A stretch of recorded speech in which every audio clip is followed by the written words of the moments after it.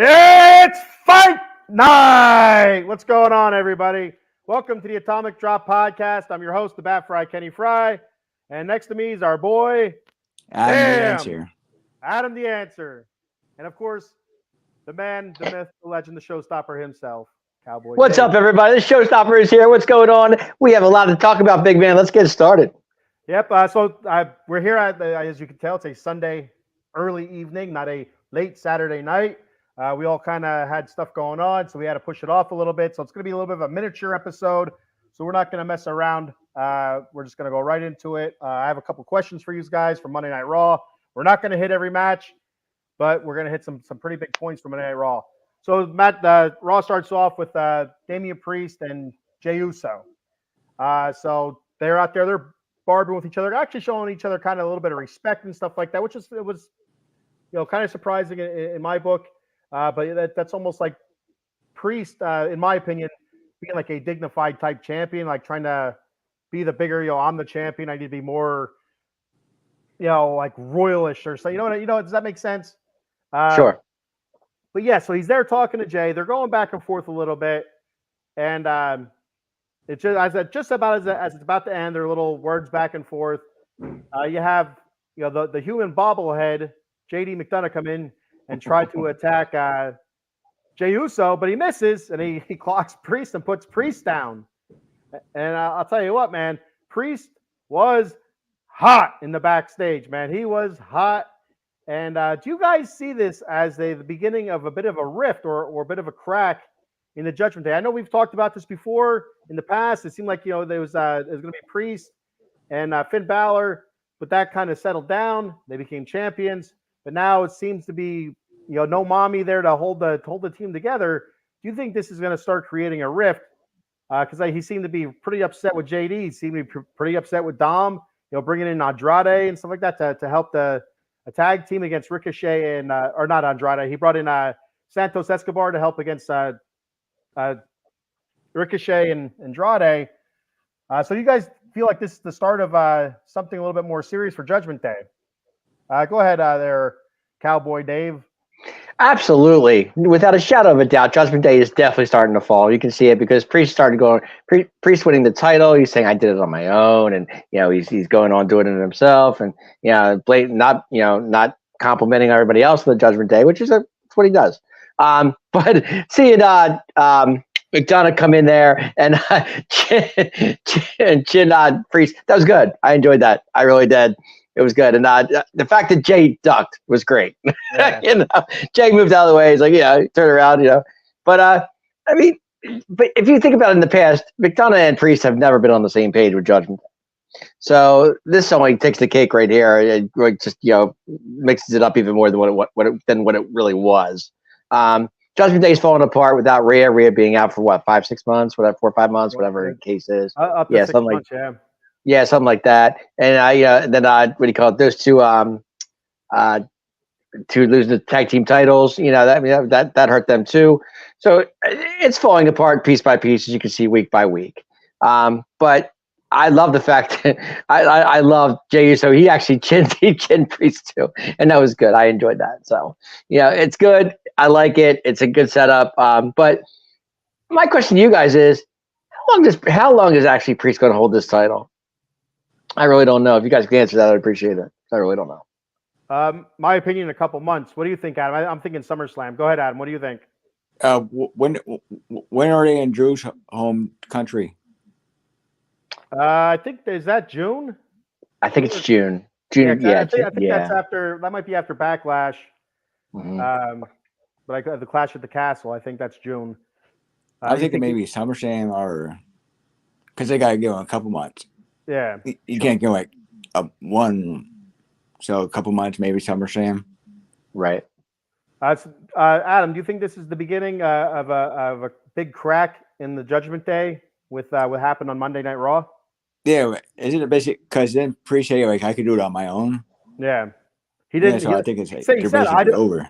He said, "I don't need your help. I ain't asking for your help. I don't need your help." And what's going to happen is they're not going to help him. He's going to get his ass beat, and he's going to be pissed. He's, where are you guys at? Where's the help?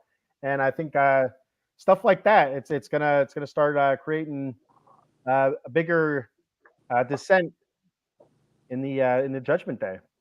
Yeah, it's definitely a crack in Judgment Day. There's not even a question there. But it's just the fact that, like I said, how long does Priest hold this title?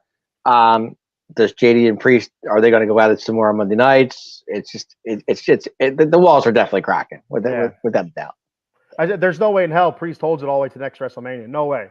No, I don't think so. But I think if they take it off him at Backlash or wherever, like, pretty soon, like, if it's too quick, it kind of makes a joke out of him, and I don't think that's what they really want. Because I think they view Priest, as potentially as a next wave of top superstars.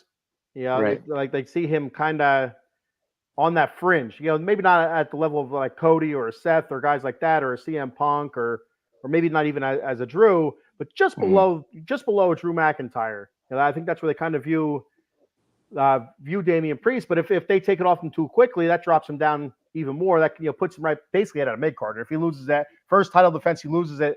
That kind of takes a lot of credibility away from him. Sure, absolutely. And I think I heard this, and Adam, you might know this better than I do. Did Finn Balor sign a new contract? I think I wasn't sure. I think I heard he did. Okay. Yeah, he did. He announced it actually on I think it was X. Okay. It was something like he put on there, like, basically making it sound like he was leaving or retiring, and then you had to click the more button, and it opened up the rest of the post, and it said that he re-signed a new contract with WWE. And actually, now that you speak of that, Dave, it was Eileen actually that brought that to our attention. That's right. That's right. Okay. Okay. Hello, Eileen. Speak of the devil. Hello, Eileen. And we got the our number boy one fan Sean. for tonight. Yeah, Eileen's the number one fan for tonight. Yes, she is. But Sean is challenging her. Sean is Eileen, you do have a challenge. Hey, Sean, what's up? Sean is challenged, all right. All right, so moving on from that, there's another question I wanted to pose to you guys. So last week we seen Awesome Truth versus DIY tag team title match. DIY loses. Johnny Wrestling shakes the hands of Awesome Truth, and Ciampa's pissed, and Ciampa does not. So everybody's like, "Oh, what is that about?" Well, we fast forward to this past week's Raw, and wrestle again. And it seems to be even more of a rift now. So do you feel like DIY is on the verge of a heel turn? That's including Ciampa and Gargano, because the way it looks right now, it's just Ciampa, just like we've seen with Indy Hartwell and Candice LeRae. It takes a little bit for the other one to kind of go with it. So do you feel like this is DIY's turning? You feel like they're going to be turning heel, which I think they might be better at, if you ask me. Go ahead, Adam. You start this one off first. Yeah, I think they should. I think it's a good move for their career, and I think it should happen. So I think yes. Dave? I agree. I think DIY is starting to fall. They're not as you guys. I love tag team wrestling. You guys know that. I'm a big tag team wrestling fan. I go with it all. I've been the Killer Bees and the British Bulldogs back in those days. But with DIY, I kind of think. Like, it's kind of funny. I think I saw Johnny Gargano on NXT the other night. He was wishing Trick good luck on his match for the championship, which he just won against Dragunov. Whoop that Trick. Whoop that Trick. Right, exactly. So I was surprised. I saw him. I was surprised he was there to see that match because Johnny Gargano being on the main roster and everything. But no, DIY. I love him. I hope it doesn't. I hope the fact it doesn't go that direction. But it kind of looks like it's going to. But Awesome Truth. Gotta love them. They are the tag team champs. And how long they'll hold those belts, I have no idea. I say at least 5 months. They are great. Our Truth and the Miz did for the business. Yeah. At least 6 months. Okay. And they're funny. I think much less than that. I think, obviously it wasn't their first defense. They lost it, but I feel like fairly soon. I'd give it like a month or so. Not much more than that before they lose it to actually DIY. If they do the heel turn, right. That's what I said. If they do the heel turn, then I could see DIY taking it, gives them that little bit of extra. And sure. I do think that they're going to turn heel. I think they're going to be phenomenal at it. I think we've already seen Ciampa's heel. I don't remember seeing Gargano's heel. No, I don't think Johnny Gargano's ever been heel. That's my knowledge anyway. And I know we've seen Ciampa as a heel before. I know we have a while back. I think before he got hurt and he missed a significant amount of time. But I also could be wrong about that. I'm wrong about a lot of things. So I'm actually kind of excited to see DIY kind of go to the dark side a little bit.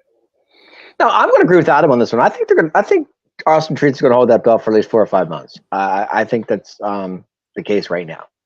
They're the main attraction. R-Truth is, everybody loves R-Truth because of his funny stuff, what he does.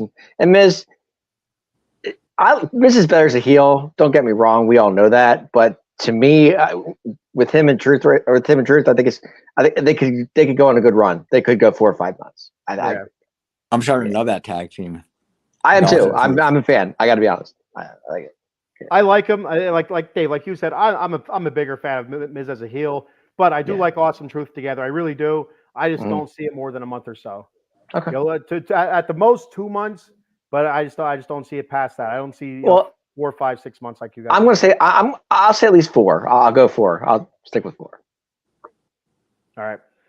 So moving on from those guys and DIY, Imperium. That's another one. We finally get to see Gunther since his loss. We finally get to see Gunther looking great. And, he's relaxed. He's saying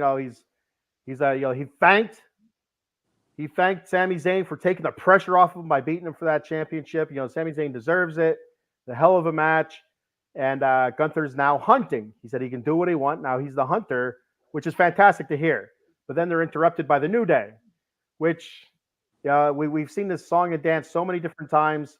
And Adam just said, the hell with it. Hey, there he is. What's going on, Adam? Hey, welcome back. Oh, I didn't do anything. You want a time warp or something there, fella. I don't went from one to the other. So back to what I was saying. So New Day kicks, music kicks in, and they're coming down. He goes trading barbs with the Imperium, and of course the same song and dance we've gotten so many different times. Imperium versus New Day. Even New Day acknowledges it. Like, hey, we've done this so many different times, but I think this one served a little bit more of a purpose than past matches have.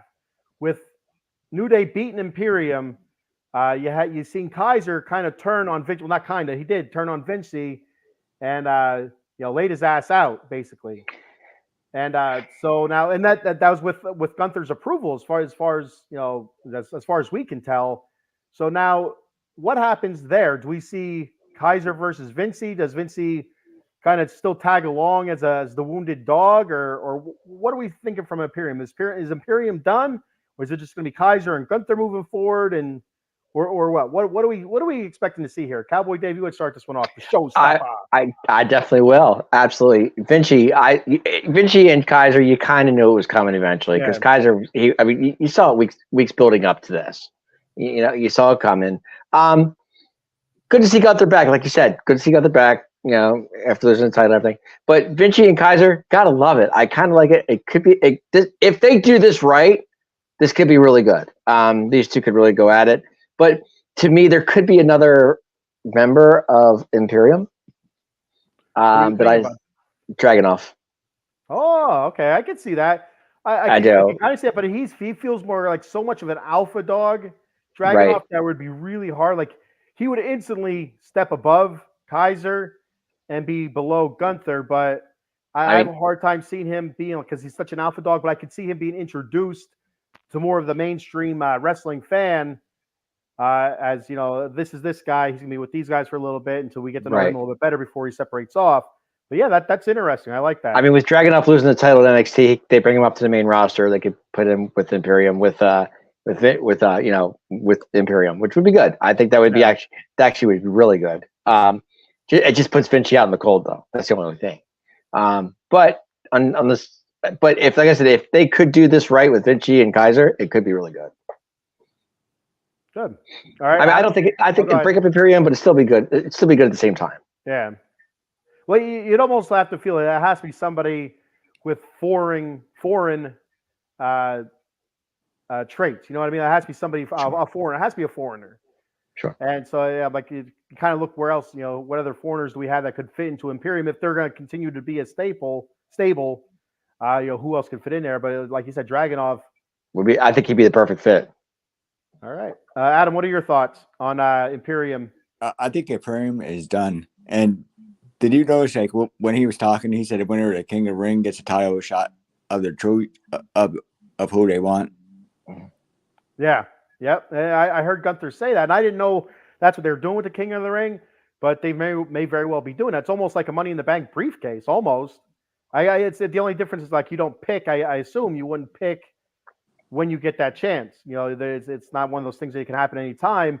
But if this is the route they're going, where King of the Ring is a guaranteed championship match, would they do that at the next pay-per-view, or what? That was very interesting. Thanks for bringing that up, Adam. That's I forgot all about that. Great point, Adam. Good job. Yeah, I think that was Gunther said that, right? Yeah, Yeah. I'm pretty sure Gunther said that. Yeah, By the way, before we get there, sorry guys. Congrats to the New Day who did beat Imperium in that match. Anyway, go ahead. Yeah. And we've seen that again. We've seen that so many times. I feel like New Day's probably won the majority of those. they got the majority. Yeah. Yeah. And usually, whenever Imperium did lose, usually Kaiser would kind of give, Giovanni Vinci the crap about it. So like it was his fault all the time. Well, didn't a few months ago Gunther say to those guys, say to Kaiser, I want you to take care of Vinci, and he, you're the guy who's make sure he's good, Yeah. And now all of a sudden we're months later and he takes him out, So Gunther pretty much put him in charge, put Kaiser in charge of it, right, and kind of as his lieutenant or whatever. I don't know. Right. If you want to stick with the whole ring general, ring lieutenant maybe. I don't know. Mm-hmm. All right. So moving on from there, we also had Drew McIntyre come out and start a promo, kind of talking about last week or the week before we seen him kicking a TV over. He was all pissed off in the back, which again, like I didn't understand. Like I don't remember the exact match that was going on where he kicked the TV, but I mean, like, why the hell are you kicking a TV? Like, what are you getting out of that? Kind of bummed me out a little bit, especially all the TVs that if it makes him happy, whatever. But then Sheamus Adam kicks TVs all the time. He's used to it. Adam, you a TV kicker? No, I'll kick the TVs. As we can. I don't TVs at work. Trust me, I don't kick TVs. I kick with friends. I've had my youngest daughter when she was little. I had a big TV out of like I don't know, it was like 65, 70 inches, whatever it was. It was huge. It was a monster. It was beautiful. She threw her sippy cup at it. Ooh. And that kind of took that one out. And then my little guy, my 5-year-old, I guess like a year or two ago, he whacked it with a toy hammer. He has a toy hammer, and I don't know what he was watching, but he seen them. They were hammering, so he wanted to hammer, and he hammered the TV. Took that one out of commission. It was brand new TV again. So each TV I had less than a year before they got busted, and now the TV I have now is like a 32-inch that we've had for like 15 years. So there's no high definition. There's barely any definition. That's what it is now. But anyway, I've been feeling we're throwing a lot of footballs at TVs this upcoming season. So get used to it. Yeah, it's gonna be a fun season. Yeah, it's gonna be fun. Well, it's gonna be interesting. That's all I'm gonna say about that right now. We'll see what happens. Good luck, CD Lamb. Right. Howie Roseman raised the bar for you. You're right. Exactly. So Sheamus ends up wrestling Nakamura. Drew stayed out there at ringside. Sheamus and Drew have a long history as a tag team, long history as foes, long history as friends. Right. So it's kind of interesting to me, like, what's the dynamic here? What's going to happen? I don't think we want to see another Sheamus and Drew McIntyre feud. I mean, I don't know what WWE's angling at here with it. But Sheamus did, beat Nakamura. It's a fairly long match. Sheamus looked, in my opinion, he looked better. He's still got a little bit of thickness to him, which, again, I didn't think was a big deal. But you can see he got breathing very heavy in the ring. He is. Yep. And if you watch his old matches, just from before he got hurt when he was really super fit, like, look, just go back and watch his last match against Edge. It was Edge's retirement match in Toronto, and it was Sheamus versus Edge. Long match, great match. Great match. Botched, it was. There's a couple botched spots, but it's still a really good match. And Sheamus, he looked good. He wasn't the huffing and puffing type Sheamus that you see right now, but it looks like he's slowly getting into better shape. You can see it knocking off some ring rust. He and Nakamura did a great job working on his neck because he had that surgically repaired neck. Right. I thought that's fantastic. The way Nakamura just kept working on it and working on it. But then you have, Sammy out there with not Sammy, Drew McIntyre out there with the golf clap, we call it. Right. For Sheamus kind of looking over at him. Yeah, I think he even gave him a little head nod, I think.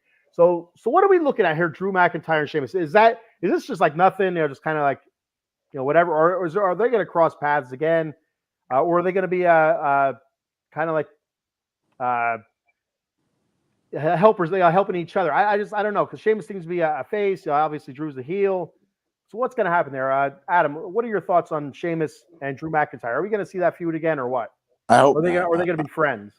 I just hope. I hope we don't see another feud. I just hope like they're friends. Like they get together like once in a while, help each other. Not another feud. All right, Dave. Let Drew go. Go ahead, Adam. Well, and so Adam, real quick, we've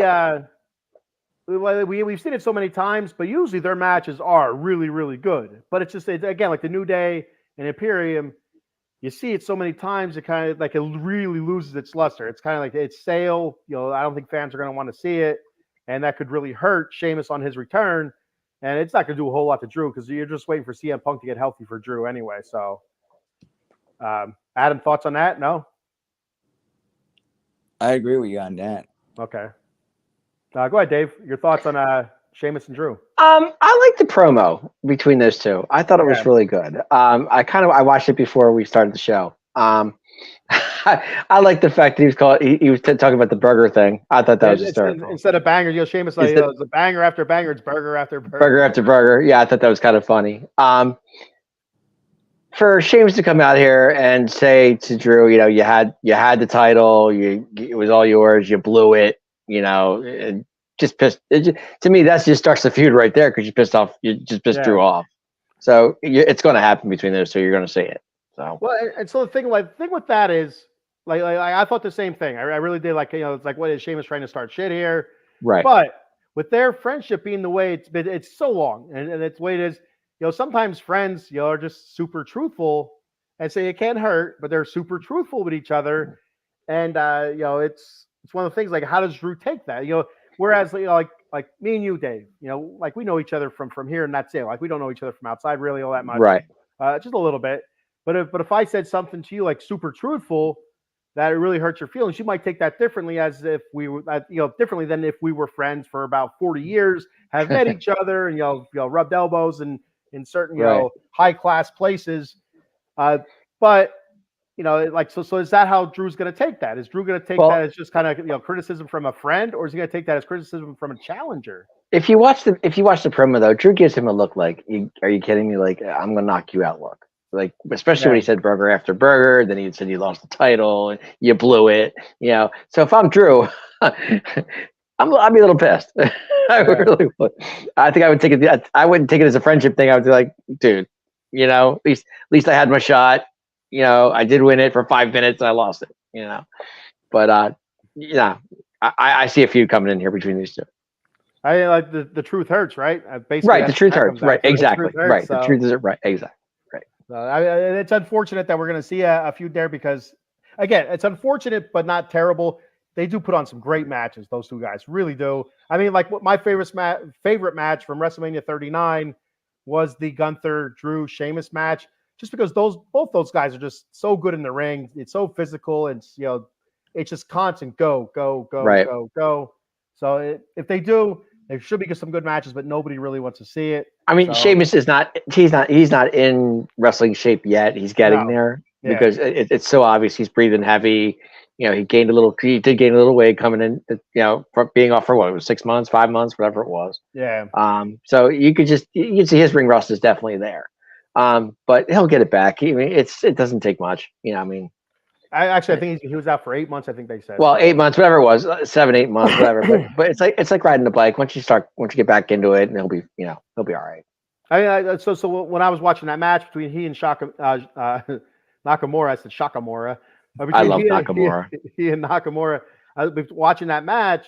I was watching for any kind of botches or anything that kind of looked sloppy, but for the most part, it looked pretty crisp by Sheamus. Especially deeper in the match. That's where I was really trying to pay attention. There was the one. It was a backbreaker.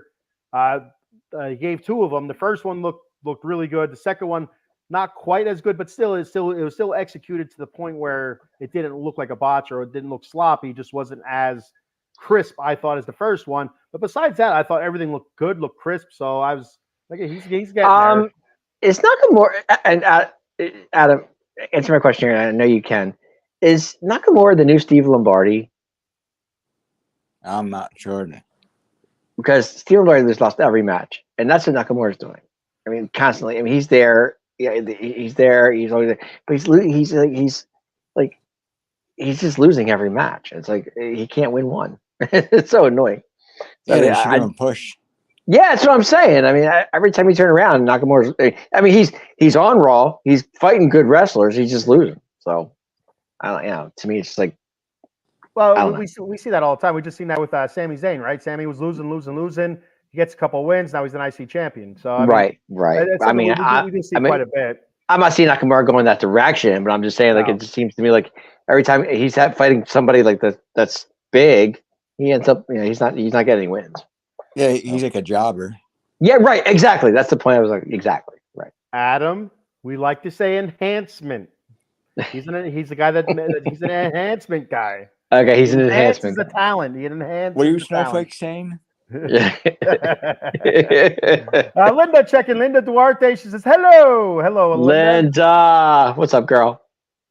We also have Eileen says, then from hyping up Shinsuke as evil in the Cody Rhodes storyline, and now he's just losing. Yeah. So they hyped him up like really, to be like this like menacing evil kind of guy when he was feuding with Cody. But then kind of after he loses to Cody, and he was still kind of menacing and evil. I can't remember what the next feud was, who was against, but it wasn't as. I think it was Seth Rollins. That might have been. Yeah, it was Seth Rollins. Right, Rollins. It was Seth Rollins. And then it's kind of just like fading away.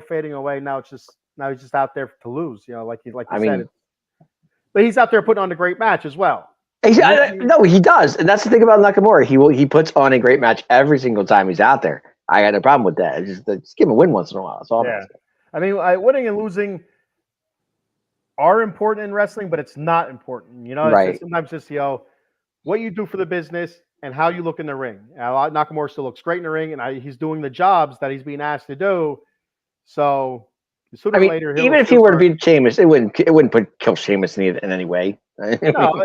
Well, if anything, it might actually help Sheamus if Nakamura focuses on that next so much.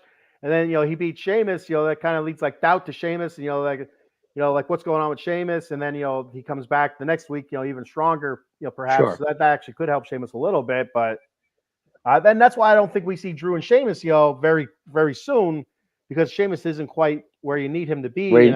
He's not, he's still a ring rust. Yeah. So, all right. Moving on from that, we got Alpha Academy. Chad Gable comes out and explains himself. About why and I said this last week, guys. I don't know if you remember this or not. I said Sammy had to win, but he rubbed it in Chad's face. I said Chad is crying like his daughter. The whole family's a bunch of sensitive people. They cry all the time. That's what they do. The Gable family is very sensitive. And I said it. I said it last week, and I think that they might have been watching the show. They might have gone back and watched the show. Hey, this is a good idea. But I said Sammy laid that belt in the middle of the ring. And stood there, staring at Chad. Tell him to come over and accept his handshake. And Chad just sat there, crying and sobbing like a baby. And Sammy took it over and laid it right in front of him.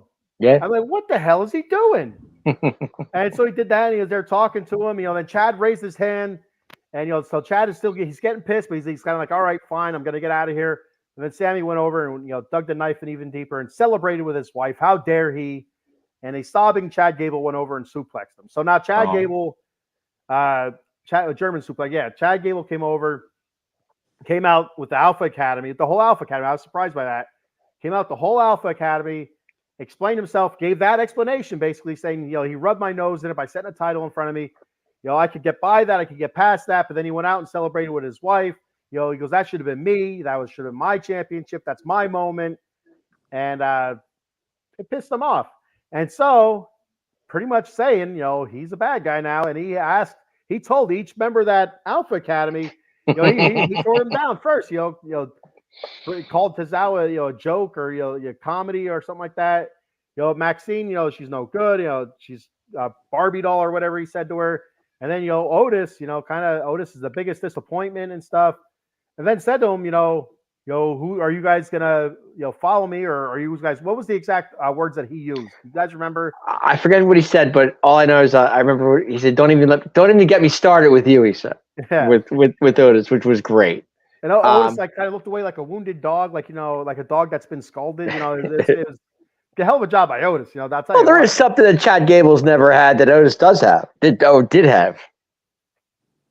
Cauliflower. Money in the Bank briefcase. Okay. Yeah, I'm just saying, Otis did win the Money in the Bank briefcase. Yeah, but I still don't remember that, but I take your word for that. Oh, he did. I can't picture him waddling up that ladder. Oh, he did. He won it. Worst Money in the Bank ever. It was that. It was horrible. They were in the building, weren't they, Adam? Yeah. It was during the pandemic, so they were at the corporate office. Exactly, corporate office. Right, exactly. Yep. That was so bad. Didn't Oscar win the women's too in the corporate office too? Yeah, I think. Yeah, I thought she did. Yeah, I thought she did. Yeah, that's right. No, but back to that segment. Chad Gable, stop bitching, man. Come on, you lost your title. Leave it alone. It's not, I mean, you're a great wrestler. You're the Kurt Angle of the 2020s. We get it. I have no problem with that. But come on, man, stop bitching. You lost. Adam, what are your thoughts on Chad Gable ripping apart the Alpha Academy and then making them pledge themselves to this new Chad Gable? What are your thoughts on this? The evil Alpha Academy. I thought it was good. Maybe a push for Gable coming. Now that he got rid of the Alpha Academy. Does this get him over the hump? The championship hump? But what do you think? He was the IC belt? Well, it's something. Does this get him over the hump? Like, I assume he's going to go at Sammy again. It looks like Sammy's going to have some issues with Bronson Reed first. That's true. Yeah, that was the best part of the segment. Like Bronson Reed attacked, so we're not going to see another Sammy versus Gable match. Not right away, but it's going to come. It's absolutely going to come because he had Sammy up in the freaking ring ropes, twisting his ankle around like the goddamn Exorcist. You know what I mean? Yep. He's like, the power of Christ compels you. The power of Christ. That ankle was going around, man. I almost vomited. Man. If you ever seen The Exorcist, you know where I'm going. I never saw it, but I know where you're going with it. You never seen The Exorcist, dude? Can't say that I have. No, I'm not a movie watcher. It's terrifying to watch it during the daytime with the lights on. I'll pass. The movie still scares the hell out of me. So I do believe this gets Chad over the hump. I don't know how long the Alpha Academy is going to follow him, though. Why are you on the Chad Gable bandwagon? Because he's sensitive. I feel for the man now. Why? His little daughter cried again. Oh, stop. Every week, the man goes home empty-handed, no gold, and his little daughter stands there in the doorway waiting for him. And Daddy walks in. She's like, "Daddy, can we eat this week?" And he shakes his head, "Not this week, honey." And she starts crying again. Oh, man. And then he cries. Then the wife cries. Are you Mr. Sensitive all of a sudden? Yeah, Ken's that type that like. I'm like you guys. You got a fire show, but like, oh, I got 5 kids. Yeah. Because like, no, I won't fire you because you got 5 kids. Man. And so, but I do think this gets Chad Gable over the hump. I do think this gets him over the hump. Okay. To winning something, to winning the IC championship, maybe. I'm not sure if that's going to be it or not. But I don't think the Alpha Academy is going to follow him for long. I could see Otis breaking off, and Maxine break. Probably first Maxine. I think Otis might stay the longest, just out of loyalty. But I'd picture Tozawa and Maxine gone first. I was going to say, where's that put Tozawa? Poor Tozawa. NXT. I love Tozawa. He's good. He's fun. He's just fun to watch. He is fun to watch. He is. He's decent in the ring when he's not getting squashed. I think so. He's You want to see good work by Tozawa. I don't watch a whole lot of NXT, but I've seen Tozawa a little bit on NXT. I've seen some clips and stuff. He's good. He is good. He's very good. Yeah. But I do see Otis being the last to fall out of Alpha Academy, and I think it's going to be one of those deals where him and Chad end up having a little bit of a feud. Nothing too long, but Chad's going to bury him, and that'll be it. So go ahead. So evil Chad Gable, or Are you you're liking this? You're actually liking it? I'm curious. Yeah. So what's better, good Kurt Angle or evil Kurt Angle? Evil Kurt Angle is better, I think, than good Kurt Angle. Comedic Kurt Angle's a different story. He was funny. I like when he was a comedian. When he was doing Jimmy Crack Corn, I thought that was hysterical. Yeah, and wearing the little cowboy hat with Stone. Yeah, boy, yeah. All right.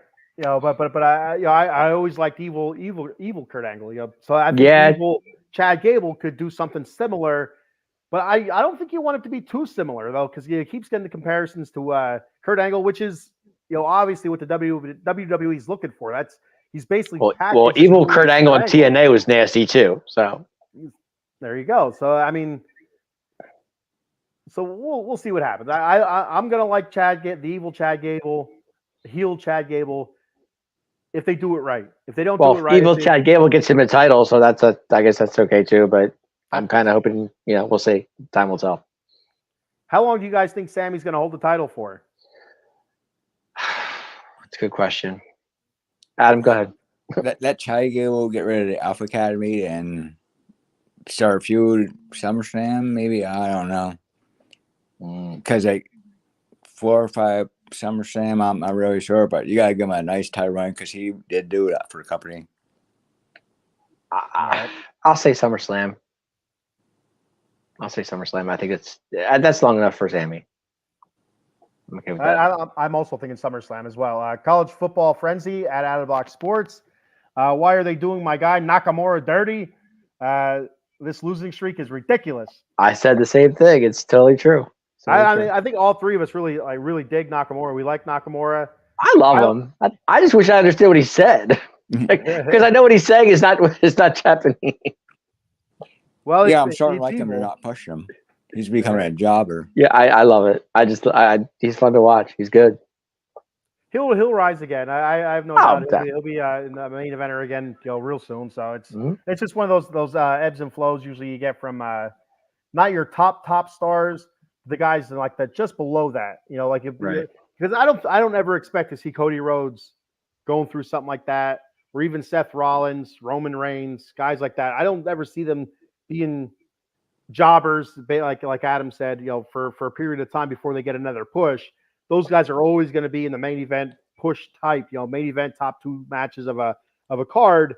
Whereas the next level down, your Drew McIntyre, Shinsuke Nakamura, guys like that, they'll have their push for a while. They'll drop down a little bit, go through a little bit of a jobber phase, and they'll get pushed again up top. So I mean, we just seen it recently with Drew, where Drew was a main eventer for a while through the pandemic and stuff like that. Then after he loses the title and some things go, he lose. Great matches, but he was near the top of the card, but he lost quite a few matches in a row before he started getting pushed up again. So it's just one of those things. Oh, Drew kept it going through the pandemic, no doubt about it. I mean, he did a really good job through that. That was tough for them. I mean, they had no crowds. They were doing what they could with TVs and stuff like that. And, but I thought that was tough. That wasn't easy. I just gave everybody a heads up. College Football Frenzy will be returning again this. I assume this summer. I'm pretty sure. Probably I think August. With college football talk every Wednesday. I believe it's Wednesday. I hope I got Wednesday right. I believe it's every Wednesday. Okay. Yeah, I think that's what it was last season. They'll be back. It was Paul Spencer and Bill Furman. And Bill Furman. Yep. So great show there. Be sure to check that out. All your college football talk there. So if you're not sure, who to pick, two knowledgeable college guys, that's for sure. Or you want to know more about your college football team, go ahead and watch that. Throw out some comments. Hey, what do you guys think about Alabama A&M? I'm not sure if Paul know much about Alabama A&M, but Bill Furman, damn it, he will. So he definitely will. The guy knows everything about every damn college team. I was watching the one show. It's like, Jesus Christ, this guy knows everything about every team. How does that happen? Well, he's a big college guy. Yeah, 6,323 Division I college football schools out there. He knows about them all. It's crazy. And what high school those guys went to. So yeah, College Football Frenzy. Check that out, guys. Yep. And I'll also let me bring this up one more time before. That was a comment from X or Twitter, whatever you want to call it. I still call it Twitter because I'm old. But X. So if you're watching from X right now we have 69 live viewers. 69.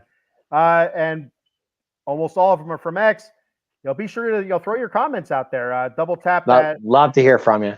Double tap that video. comment screen should comment area should pop up, and throw your comments in there. I know I have a hell of a time doing it. I can't figure it out yet.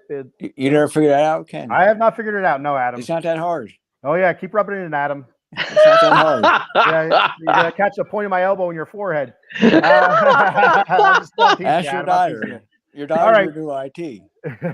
you. Adam is here to answer all your questions. Give it a shot. Adam's IT here at Out of the Box Sports. There you go. I guarantee you, she knows it. Yeah, I guarantee my daughter does she not knows a know. lot more than you do. She's not on the Twitter. Uh, All You right, don't so think. it's called last XNL. Let's go. last thing about Raw. Last thing about Raw here, I want to touch on the women's battle royal for the Yeah. vacated women's championship, and that is won by Becky Lynch, the man. I don't know if it's a surprise or not. I mean, I think I don't remember who he said who I said anyway. I don't remember who I said the week before. I thought maybe Liv. I think that's who I said, but ended up coming down to Becky and Liv, and Becky ends up winning fair and square. And so does this mean that Becky makes the Liv Morgan's revenge tour? She makes the list, or are we looking at Nia Jax, Liv Morgan feud perhaps, or something? We'll talk about the draft coming up that might throw a wrench into that plan. But your guys' thoughts on the women's battle royal? Go ahead, Dave. Not a happy camper on. I'll be honest with you. The person that I wanted to win did not. I was picking Liv. I really want to Liv to win. I can see it. Put it on Becky. I understand that. It makes sense.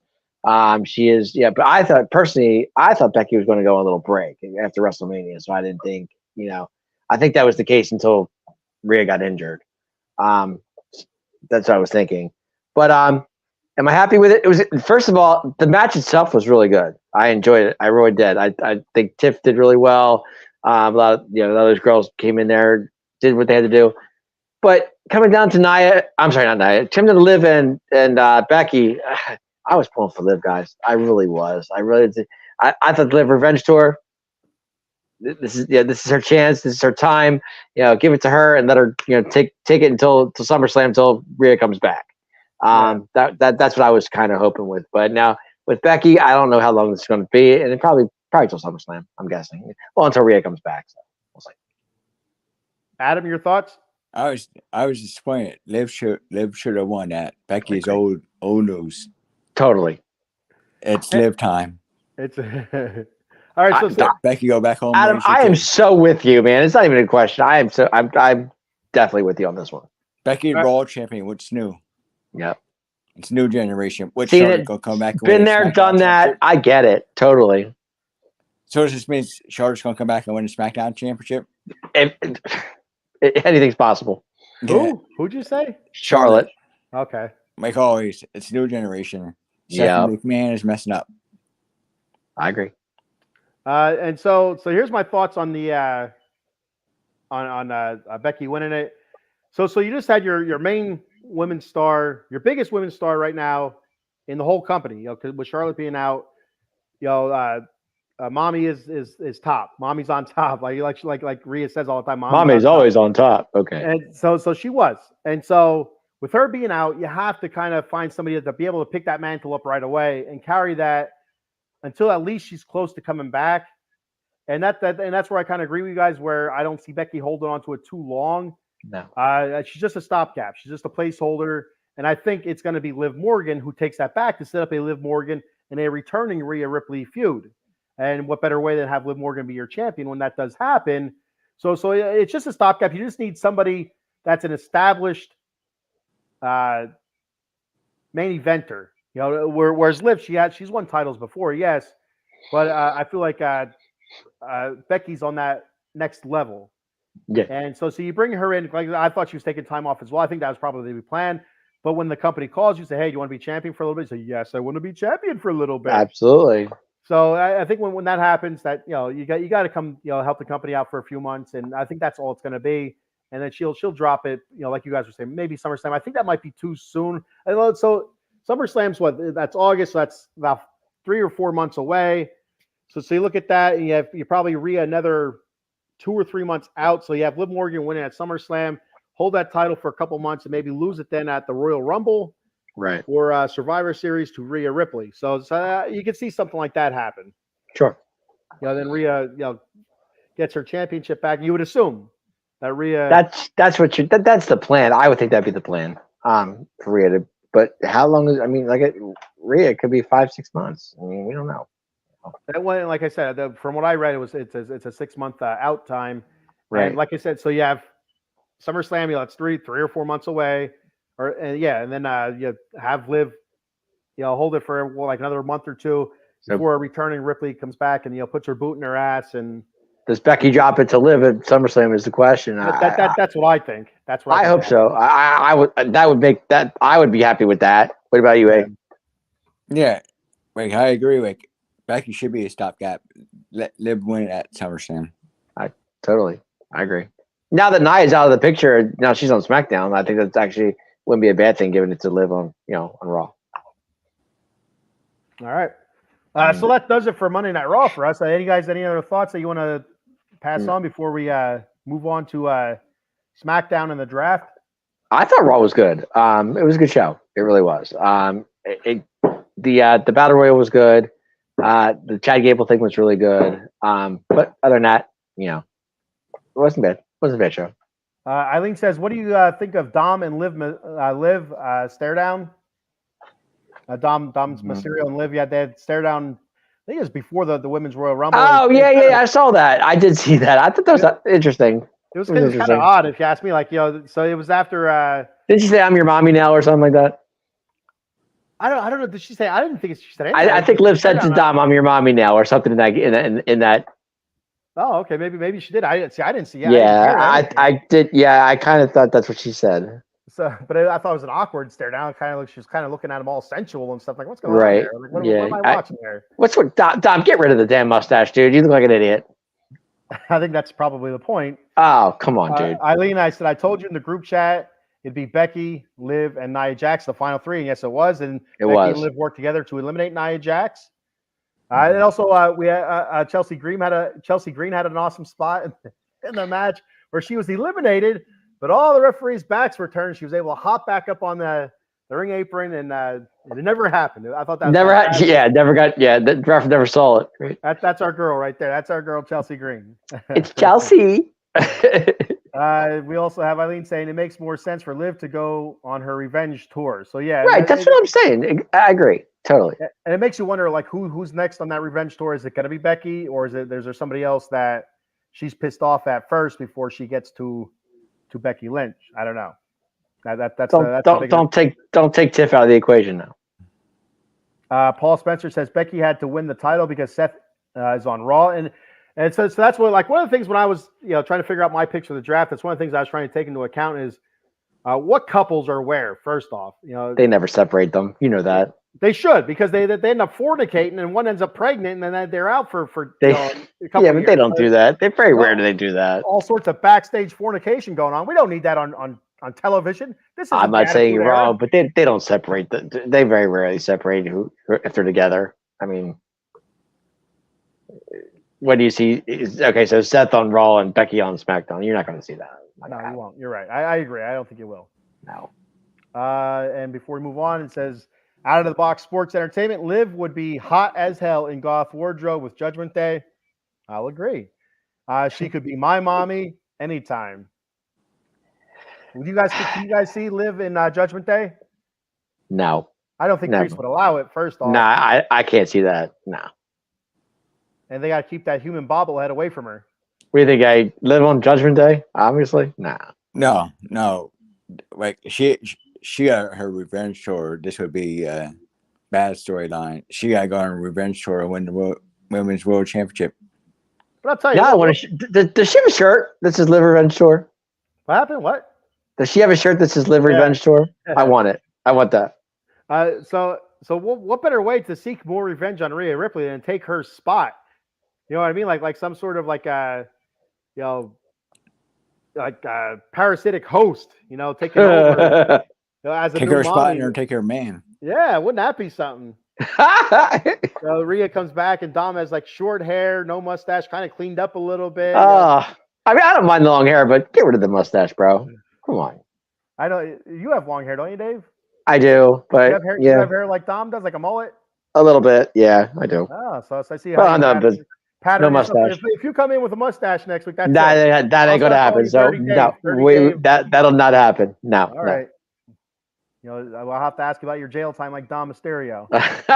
Yeah, right. All right. So before we talk draft here on SmackDown, there's a couple things that I want to hit on real quick. Not a whole lot from SmackDown. We've seen Cody and AJ with the contract signing.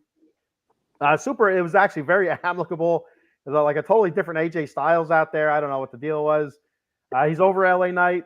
He's past LA Knight, he thinks. You know, do we see AJ Styles and LA Knight any more issues moving forward? Do you guys think at all? I love the rivalry. I do. I love AJ. I love L. You know, it's tearing me apart, guys, because you know I love both of these wrestlers, and it's killing me that these two are going at it. But to me, I guess picking AJ was the right pick to go after Cody, which I'm okay with. But man, my man's got to get a title somewhere along the line. Well, and so here's the thing. I disagree with you there, Dave. I don't think AJ was right because it's kind of obvious that AJ's not going to win that match. Now, if you had LA Knight going after Cody, that leaves a little bit of doubt, I think, because a little bit, you don't feel like AJ's going to win a title anytime soon. But LA Knight's on the fringe, you know what I mean? So it's kind of like that would lead to a little bit of doubt, a little bit more suspense, I would think. But it is.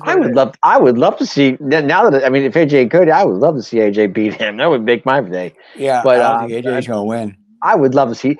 See AJ get a title again would be nice. I'd be okay with that.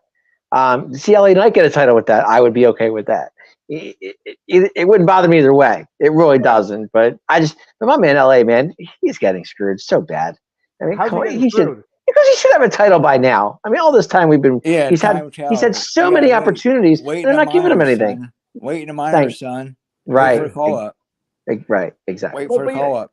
But you know what? Sometimes the longest wait is this. That the wine tastes so much better at the end. The longer it sits. When he wins that title, that big title at WrestleMania, it's one of those moments that are going to be, forever. Like Shawn Michaels, the first time I think it's the first time he won the championship. Collapsing to his knees and holding that belt. WrestleMania 12. Oh, never forget it. Is that what that was? WrestleMania 12. WrestleMania 12 beat Bret Hart. Mm-hmm. We have the salesman checking. What's up, the salesman from YouTube? Actually, how old is AJ Styles? That guy, like Angle, is a machine.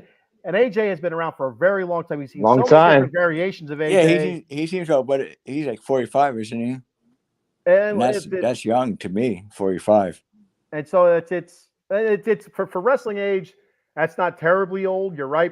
Considering The Rock is 50, 51, I think he is. And you look at The Rock, every time The Rock comes back, you feel like he's old, but AJ's always there, and AJ is 46. So we got that from Out of the Box Sports Entertainment. And so he's old, and so I've been reading stuff online as well that he's getting closer and closer to being actually done, because he said he doesn't want to be hobbled. He wants to be able to enjoy the rest of his life without being crippled and stuff like that. Like just from the what the hell is going on here? I lost. I'll be back. Oh, okay, Dave. I still hear his voice, but I'm going to go ahead and mute that. Anyway, so I don't know where it's vanished. Magic. So yeah, I lost track of my thought here. So with AJ, he doesn't want to be hobbled. He doesn't want to be crippled. He doesn't want to be feeling like he can't enjoy the rest of his life because he wrestled too long. He doesn't want to be one of those guys. I don't want to say like Ric Flair or Mick Foley, but kind of like Ric Flair and Mick Foley. Ric Flair is not so much hobbled, but he has a lot of wear and tear on his body. You know what I mean, Adam? Yeah. Like I think it's time for AJ to go. What was he wrestling for the past 10 years at least? Oh, well, he's been wrestling a lot longer than that. I'll tell you that right now. I'm not really sure, but I think it's time for him to go out while you're on top, while you can still walk and enjoy the rest of your life. Wrestling many, many years ago, like during I believe during the Attitude Era or the Ruthless Aggression Era, AJ was wrestling, super clean cut, but he never really got a push, never really got noticed. He ends up going to TNA when that first started, and he was one of the main, torchbearers of TNA. Really taking that company to, if you want to call it heights that it was at. And before you had like the Hogans take over and stuff like that, kind of running into the ground, it seemed like in Dixie Carter. But AJ, he's been around for a very long time, and then coming back to WWE, even like this run in WWE has been for a while as well. Well, now that sorry guys, little issues there, my fault. No, it's all right. My fault. Now that AJ's back on SmackDown, the house that AJ Styles built, which I love that thing because he always said that. But I love that he's back on SmackDown, which I'm very happy about. But to answer the salesman question, LA Knight's momentum died down. Yeah, it died down a little bit, but it's still there. It's not as bad as it was. It's not as bad as it could be. I shouldn't say that it was, but it could be.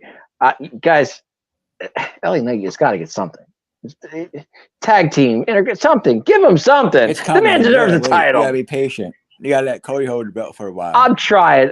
It's killing me inside because my man definitely. If not by a Royal Rumble, you gotta let Cody. Like he finished the story, you gotta let him hold the belt at least. Right. Exactly. Maybe 8 months. Because I agree, LA Knight should be champion, but you gotta give Cody respect. Okay. So that's a question posed by the salesman. He says, "Why has LA Knight's momentum died down so much?" And you feel like it has died down. He's been in some great matches though, as it has been dying down, and he just had so many high-powered superstars return at the same time, like Randy Orton returned, CM Punk returned. I think part of that actually killed it a little bit of LA Knight's momentum when those guys started coming back and started getting a little bit more notoriety, a little bit more TV time than what LA Knight was. He was running hot for a while, and I agree that he should be in the title picture at least, or getting a title or whatever. But you don't want it ending up like them creating a title for him, just kind of like a participation trophy, like $1 million belt type deal. Like that, or like when they did the hardcore belt for Mick Foley, Mankind and stuff like that. They kind of made that for him. The 24/7 belt. Those are belts kind of like just throwaway. You don't want something like that on LA Knight. You want something nice, something big, IC or above. U.S. Championship. I would love LA Knight to be U.S. title, U.S. champion. I'd be fine with that. That'd be great. The pie I want is higher on the shelf. That's what I say. So, okay, that's fine. Kenny Fry, that's myself. I say 46. Out of the Box Sports Entertainment says 46.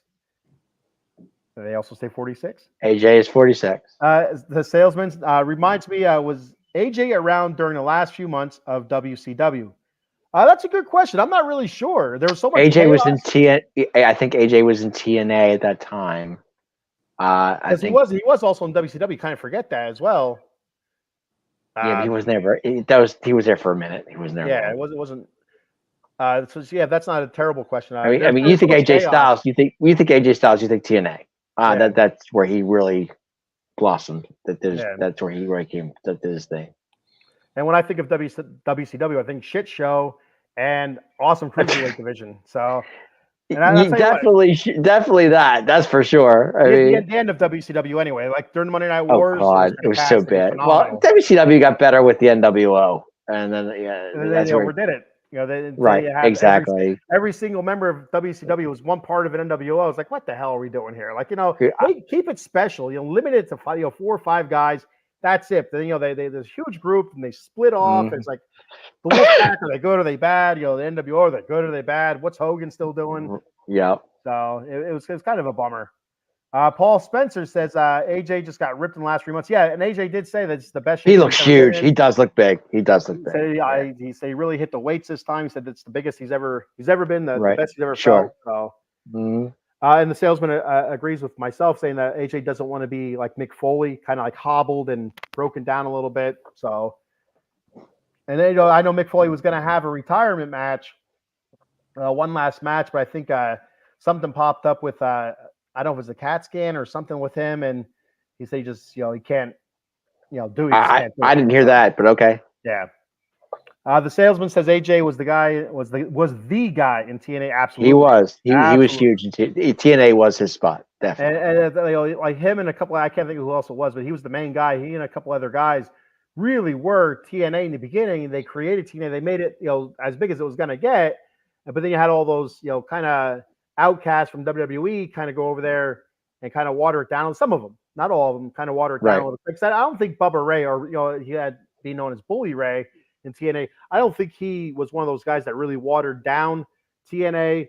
But your Hogan's and stuff like that, and Well, they did hit that Hogan angle in TNA when he was dating Hogan's daughter. yeah, They did that whole angle they Bully did. Ray, yeah. You're right. Yeah, that was all right. So he says, is Randy Orton really still considered a high power superstar? His name is, and actually in ring work is still pretty Absolutely. good. He looks huge, but that name is still, you still think, you hear Randy Orton, you think, top of the top, right? Well, At if you least hear Randy, see, when you say Randy Orton, to me, I said the youngest WWE champion in the history of the business. Yeah. And that'll never change. That's just Randy Orton and his dad, Cowboy Bob, and the whole story. But him being the youngest champion, to me, will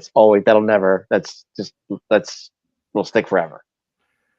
So the salesman also goes on to say, I like that guy, and watching him live is such a big difference than watching him on TV. But Orton, to me, has been stale for years. And I think for me, the biggest part of Orton being stale was when every other week, he was winning the championship. It felt like they were always throwing a title on him. And it's kind of like we need somebody else, man. Randy's been around forever. I mean, Yeah. you go back to what Randy. I mean, with Evolution, being the champion, the Bray Wyatt story. Randy has done everything in this business. There's really nothing he hasn't done. And he had a great career. But exactly, and Randy can do whatever he wants. It doesn't matter because he's Randy Orton. You know what I'm saying? Yeah. And Randy Orton is perfection. Okay, if you're in the ring with him, it's got to be perfect. If it's not, he'll let you know. That's how good he is. But I think more so it's his name that makes. Oh, his name is definitely legacy. Yeah. Whether or not him, it's a stale part. Like he could see it, but as long as he's not in that main event picture, like going for a title, I think that's where he should be right now. He should be where he's at right now with KO doing their thing. I love it. And so, not going for a title. If he's going for a title, you can kind of feel that kind of Randy Orton, jet lag coming. I don't know. That's not the right word. Like kind of people souring on Randy Orton because he's there again. He's going for it again. But when those two stole the card of that SmackDown, I lost it. I thought that was so funny. That segment was hysterical. Kevin was hop on, and they hopped on, and they went to the Lincoln Financial. That was good. That was the best part of SmackDown. It was hysterical. He backed the golf cart up the runway, and he backed the golf cart runway, and he goes, "Hop on." He goes, "All right, how am I going to get there? Hop on." And they jetted to the link. The salesman said they were in WCW to get a paycheck. Yeah, the WWE rejects. Oh, yeah. Serious question. What can WWE do to keep this Cody run going strong? Something tells me the crowd is going to turn on him soon. That's a good question. Guys, thoughts on that? That's a great question. Go ahead, Adam. I think the Cody run, I don't know how they could keep it going, but I think it should end at least SummerSlam, if not. Well, technically, it just started. If you think about it, because with WrestleMania just getting done, a month ago? A little less than a month ago? Not even a month yet, yeah. Not even a month ago, right, exactly. And it's just getting on its way. I mean, Cody's going to get, he's going to get competitors to face him for the title. And is he going to lose it? Chances are no. But his run will be strong. It'll be strong. I'm not going to say it's not. What's going to be a boring run? Well, it could be. I mean, it could be. But, what do you want to talk about? Right. How many champions have we seen have a boring run? So this is nothing different. But yeah, his run is going to depend on who's going against him. Exactly. That's right. If they can find that super white hot heel to face Cody Rhodes like the Roman Reigns, right. Everybody hated Roman Reigns. Mostly everybody. There's a whole lot of ones out there in the crowd. But if they can find that super white hot heel to go against Cody to keep him fresh, then it should last a little while. I don't know about the next WrestleMania, but a little bit longer, than SummerSlam and stuff like that. But I don't know who's out there right now as a super white hot heel to go at him. To really. AJ Styles is definitely one. like we said, AJ's. I think I AJ's a don't good. think so. It's a I good don't fit. think he's that good anymore. Believe me, they'll put on 5-star matches with AJ. He definitely will. I have no doubt about that, but he's not a super white hot heel. If they would have went out there in that contract signing, AJ rips him apart, spits on him or something like that to create some sort of buzz, but they went out there and they were nice to each other. There was no. Well, I get it, but shots Seth or Rollins will be nothing. back too. Seth Rollins could make a run with him too. And that's the So, one that makes me curious. The Seth Rollins, seeing where he's going to get drafted. We'll talk about that in a minute here. But that's somebody who I thought could have turned into a white hot heel, because he is a jerk. The guy's a jerk off, in my opinion. He can be, when he plays heel, he could be a big. he's the best. He could be good. Yeah, without doubt. There's just some people that are really good at being a dick, and I think that's one of those guys that's really good at being a dick, which is great for him, because he can play both sides, because he's done a pretty good job of being the goofy good guy. Sure. Now, if he can go ahead and be the real dick as a bad guy, that's great. That give you that white hot heel to go against Cody Rhodes.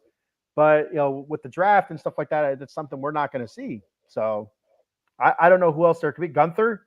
Gunther is a good possibility. I would love Gunther. Gunther is. I know it's a stretch, but you could probably put, I know it's a really stretch, but you could put probably Bronson Reed in there too if you wanted to. I don't know if he'll get that white hot, man. I don't know. As a heel, I don't know. Mm-hmm. But that's got to win the great IC belt first. I'm just saying. I'm not saying it's. I just said it's a stretch. I'm not saying it's going to happen, but I don't think he wouldn't be a bad competition for Cody too. Yeah.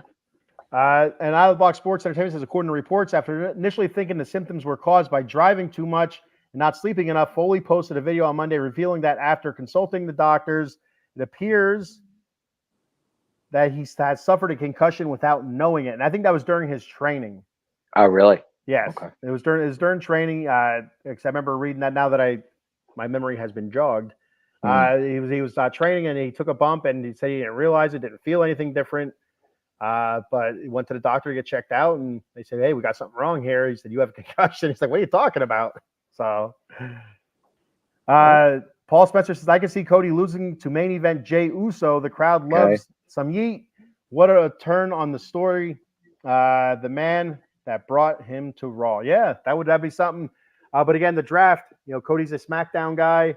Right, and, Cody's on SmackDown. Right. And Jay's on Raw, so you can't.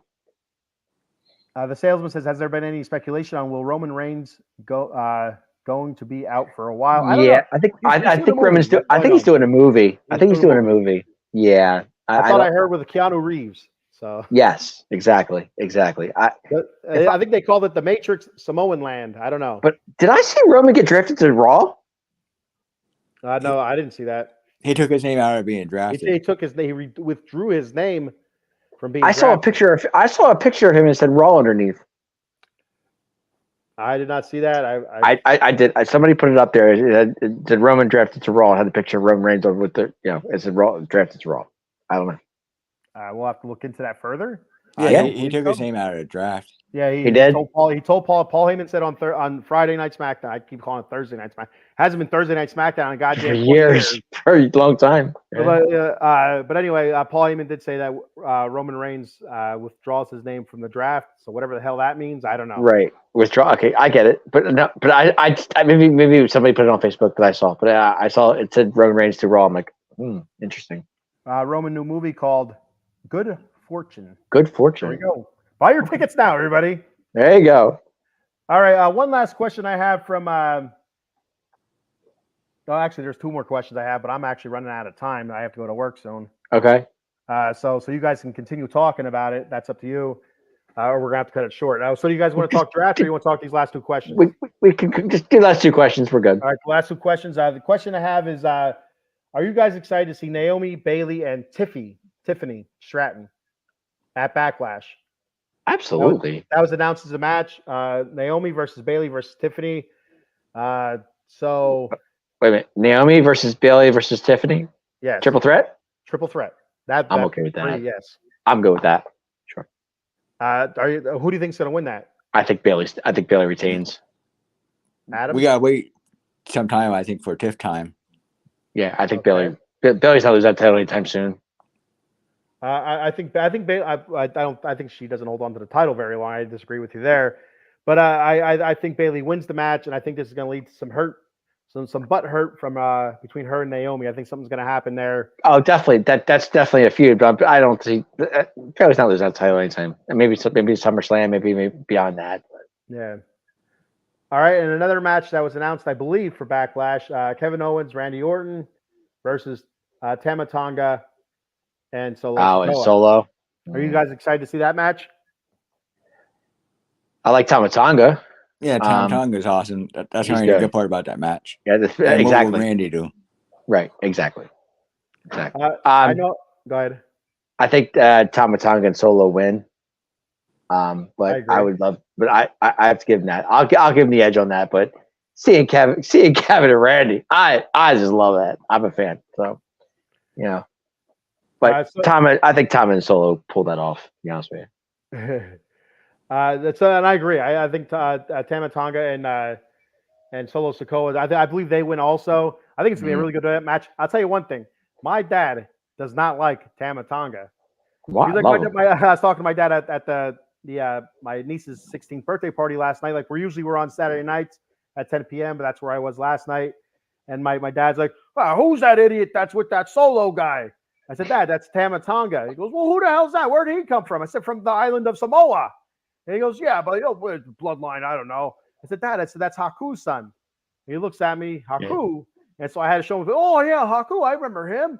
Yeah. And my dad's like, "There's no way he's as tough as his dad is." I said, "Well, nobody said that he was, Dad." I said, so.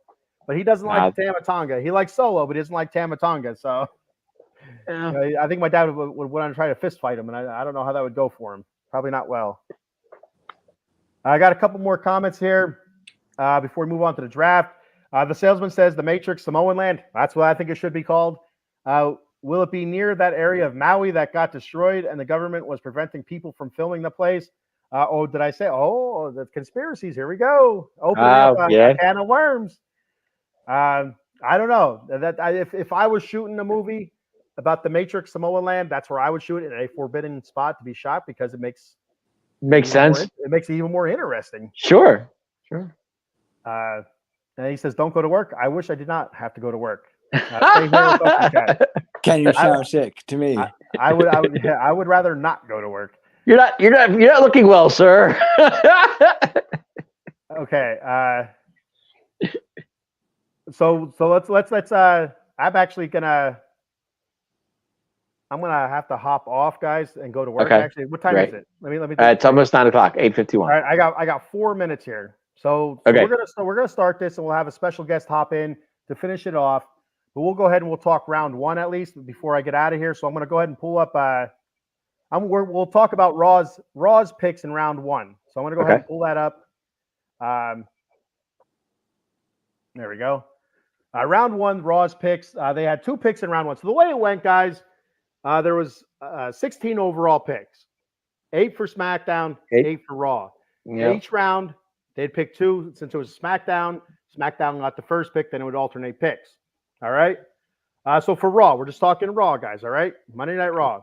Yep. All right, so Raw's first overall pick was Jey Uso. Yeet! And I hate to eat so much. I can't stand it. I love it. Just me, Oos! And Raw's second overall pick, the 4th overall pick throughout the whole draft, was Seth freaking Rollins. I'll tell you what. Freaking Rollins. I couldn't believe it. I was very surprised by that. I thought he was going to move. And those 2 stayed where they were, didn't move. And so, I seeing the first couple of rounds, I'm like, is it all going to be the same until we got to the 1 pick? I'm like, all right, that's a little bit different. Then another pick was a little bit different. Because I'm like, let's really mix it up. Let's really, throw some wrenches here. But the first round, it was like chalk, man. It's like, come on now. Yeah. Isn't it draft to change brands? Seth Rollins goes to SmackDown, Becky Lynch goes to SmackDown. I mean, isn't that the main part about the draft?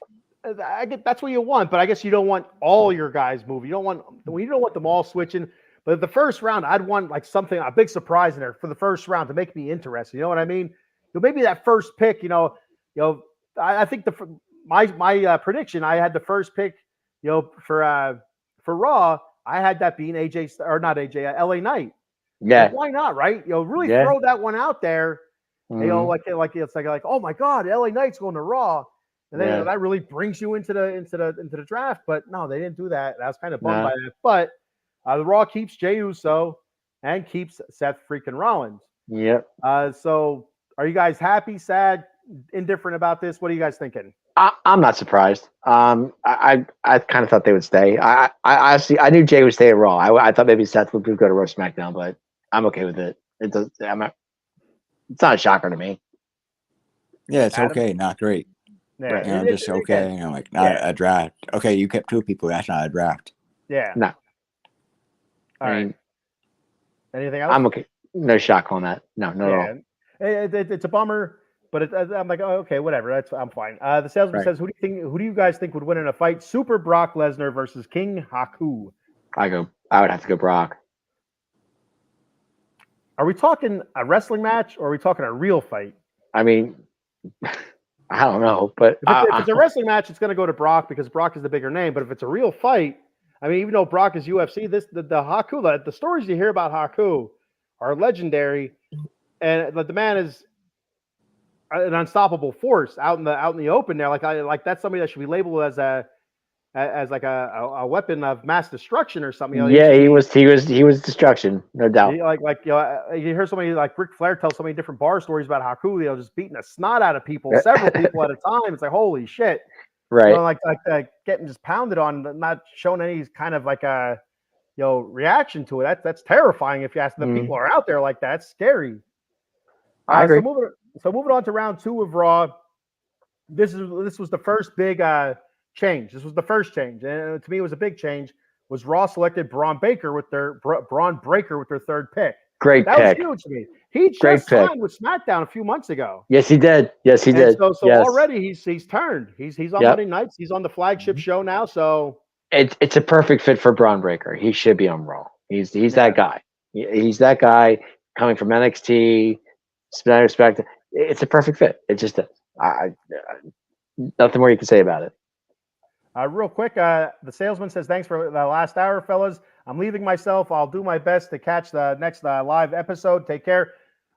Next Friday, I will not be on. I have to work next weekend, as far as I know, but I'm sure I will be in Rehoboth Beach, guy. Well, I can do Friday night. I can do Friday night if you guys want to do Friday night. I can do Friday night. I like Friday nights. So if you guys want to do Friday night, I will be at work, so I will not be able to do it unless we go on a little bit earlier. But then even then, I'm not 100% sure where we will be then. But we'll figure it out as the week goes on. So look for updates. The salesman, look for. Yeah, updates. we'll definitely. Next weekend's my work weekend, and I'm actually in Rehoboth next weekend too. So we're pretty busy. I'll be in Rehoboth Beach next weekend. So Braun Breaker, huge. Adam, go. Any thoughts on Braun Breaker going to Raw? I think well deserved. I guess he's big in that NXT. I didn't hear stuff about him, but I guess well deserved. We'll see what Raw does for him. He wrestled for about 10 seconds on SmackDown this past week. Yeah, I just hope they don't make Braun Breaker into a Goldberg. That's all I'm asking. And that's what everybody's saying. Everybody's saying that. Yeah, I'm starting to see it. I'm not liking it. I say let the man work. I get the whole intensity, the whole speed, and I agree. Everything like that. I get that. But let the man work. Put him in a 10-minute match, 15-minute match. He still gets to show his dominance. But Raw's next pick, their 4th pick, was Liv Morgan. So another person staying at Monday Night Raw. Staying on Raw. That's fine. I'm okay with that. I think that's a good move, especially with the revenge tour heating up. I think that's actually a really good move for her and for Monday Night Raw. Adam, thoughts? Good. I'm starting to like Liv. She's a good wrestler, so a good move. Keep her. All right. Totally agree. All right, so moving to round 3. Like I said, guys, I'm going to go ahead. I'm going to finish out Livy on Monday, baby. I'm going to finish out. I want to finish out Raw's draft picks, and then we'll go to SmackDown. When we go to SmackDown, I will tap out, and you guys will have a special host pop in. I ain't going to say who it is, though. Special host? Is it this stalker? So Raw's 5th pick. Is it Mr. Fuji? Raw's 5th pick here in the 3rd round went to Ricochet, which was shocked the hell out of me. I don't know. That was a big jump. Him coming from that. I'm okay with that. I'm okay. He stayed Raw. He stayed on Raw. That's right. He stayed on Raw. And which again, his girlfriend's fiance is the Raw ring announcer, right? Samantha Irvine, or whatever you want to call her. We all love Samantha. We all love her. So Sam's the best. She's the best. I don't have a problem with Ricochet staying on Raw. I have a problem with him going right there. I mean, there's so many other people that you could have chosen. You know, in the list that was provided that were available at that point. I was kind of surprised. That's Adam Pearce's pick. I mean, that's who he picked. Yeah. So I was a little bit surprised. Adam, what were your thoughts on Ricochet being picked 5th overall by Raw? I guess he needs to stay on Raw. Like Raw is a good place for him. What's he gonna do on SmackDown? Yeah. Right. Maybe go win the IC belt or the US title. Well, he's not going to win that in Raw or SmackDown. He's just going to be a super high flyer that puts on great matches and has some minor storylines. So that's the Ricochet way. I mean, and so their 6th overall pick, Raw, was Sheamus. I don't know if that's surprising or not. For me, it was like okay, because but him just coming back, you know, are they going to push? Wasn't Sheamus? He was on SmackDown, wasn't he? No, he was Raw. No, I He thought he was was SmackDown SmackDown. at Raw and Roots. He was on Raw. He just had a match on Raw with Drew. No, I'm saying, but he was on SmackDown with the Brutes, right? Yeah, I thought he was. Yeah, that's exactly. So him going to Raw, I'm okay with that. But the last couple of weeks, he's been on Raw. So I mean, Okay, whether or not he was SmackDown before that, before he got hurt. Well, I have him no staying idea. on, that's fine. I'm okay with But I that. mean, like the recent memory here, the last few weeks, that since he's come back, it's been all Monday Night Raw. It's been He hasn't Raw. been on Yeah. SmackDown at Okay. all. Right. I thought they should move him back to SmackDown. I don't like Sheamus. For some You don't reason, want I Sheamus? like him. Oh, wow. Okay. Girls are supposed to have red hair. Sorry. What did you say about red hair? Girls are supposed to have red hair, not guys. Next time I Redhead see you, stepchild. next Red time I see you, don't be surprised if I put my you red have beard red on hair? top of your head. All right, so moving on from that, Sheamus was their 6th overall pick for Raw. So their 7th overall pick was the Alpha Academy. So they're staying Monday Night Raw. They didn't as go well, anywhere either. They stayed. Yeah. which is fine. I feel like something's gonna be heating up there, so I'm cool with that. I Yeah, don't that's have any issues definitely there. that's definitely cracks in the wall over there with that crew. Yeah. And then finally, it was Raw. Their final pick on Friday was Kiana James. Now, this is Best somebody from pick NXT. of the night. I know she was surprised by it. Kiana James. She was surprised by shocked. Yes. it. I have no idea. I don't watch NXT, so I don't know. Oh, anything it's a about great her. pick. It definitely a great pick. I'm I sure always say I'm gonna watch it, Sean's but I not too happy about it. I can tell you right now. Why? Because he's losing to one of his best wrestlers on NXT. Oh, okay. Shawn Michaels. I'm like, who the hell? Like, I thought you were talking to Shawn or No. Sean, no, I'm saying HBK is not happy about that because that's he's running NXT. So Well, that this opens it a spot for somebody else to move into. right, but Kiana on Raw is definitely a great pick for Raw. Absolutely. I mean, so again, I don't know anything about her, but just seeing like She can make some noise. She'll definitely make noise on Raw. She looks like she could do something. So She could. absolutely. Absolutely. I'm excited to see. She could give see Becky her a work. run. All right, so we got one more comment before I tap out here. Eileen says some of the picks were surprising since they drafted early, but I get it. Main stars are split up the pool. Main stars are split up the pool. Yeah. So we'll see what Monday Night Raw has. I mean, this upcoming Monday. Yeah, is we the still have rest of the Monday night. draft Tomorrow night. So that's where they do 12 picks apiece. Each brand will get 12 picks. So Raw gets the first pick tomorrow night. So we're going to move on to SmackDown's picks. But before we do so, I want to say thank you, everybody, for checking the show out. I have to go. I have to get ready for work and go do my shift tonight. And it's going to be a long night. I'm going to tell you that, Adam Glenn. It's going to be a long night. And so we'll keep you going, big man. We'll keep you going. I'm going to go ahead and tag in my tag team partner there, my boy, Paul Spencer. Tag him in. There we go.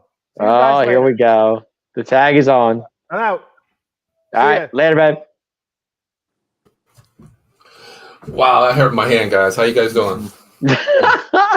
Big man hurt my hand right there on that tag in, brother. Oh. And how are you? I'm doing good, guys. How we feeling? Good. Just talk a little SmackDown Raw.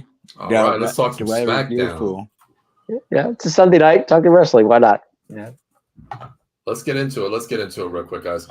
I have one question for you. Have you guys ever tried Prime yet? Have you guys tried this yet? I have not tried it yet. I want to. Oh my God, this is so good. Logan Paul. I want to know, where's Logan Paul going to go first of all? That's why I want to ask you guys real quick. Because I drank this stuff. This stuff is insanely good. I think Logan Paul stays where he is. Yeah, because don't champions stay? Yeah, I think that's he'll what stay. I thought actually. Yeah. Yeah, I don't think champions are no longer eligible for the draft. That's what I thought. I mean, I don't know, but we'll see. All right, so let's talk SmackDown picks here, guys. Where do you want to start? Let's start. Go with the first pick. First pick is SmackDown. All right. Well, who wants to lead us off? Go ahead. I'll do it. Sounds good. First pick, Bianca Belair. Wow. Yes, great pick. What's your thoughts? Great. Dave? Love it. Because her and Jade are they're going to win tag team titles. You think so? I'm excited. Oh, absolutely. Yeah, but wouldn't you rather see her as a single out WWE champion rather than a tag team with Jade Cargill? Nah, I like her with Jade. I do. I think they can really they could be really good together. They could really make some noise. Really? What do you think, Adam?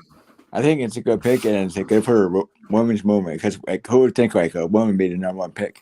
Mm-hmm. True. Yeah. True. Yeah. Yep. Yep.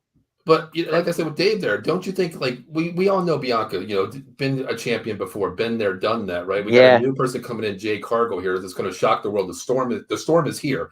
But isn't it a waste of talent to have Bianca as a tag team partner rather than boosting her in the women's category for a championship? I mean, you just lost Rhea. That's a big name in Bianca Belair.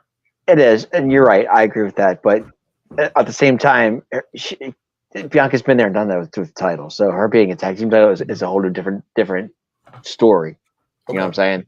It's a whole new different ballgame with her being a tag team with Jade. Yeah, different storyline. Okay. Right, exactly. Do you think it's the way the storyline's revealing is this is a way for Bianca to boost the Storm, Jade Cargill, to push her higher and higher as a tag team, and then all of a sudden Bianca's going to move away from it, get a shot, and then maybe Jade will get her shot because she still needs work in the ring. We know that. Well, look down the line. Let's just look to the future here. Okay, right, that's what say these two win the tag team titles. Okay, then they feud a little bit, and then you could have Jade versus Bianca, which would really put Jade over the top. Oh my God! So the turn, huh? The teacher versus the student turn, right? Basically, exactly. Yeah. Okay.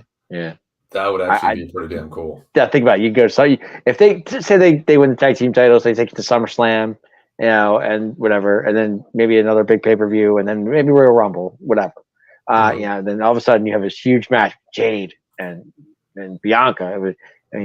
That would really put some, butts in the seats and watch that.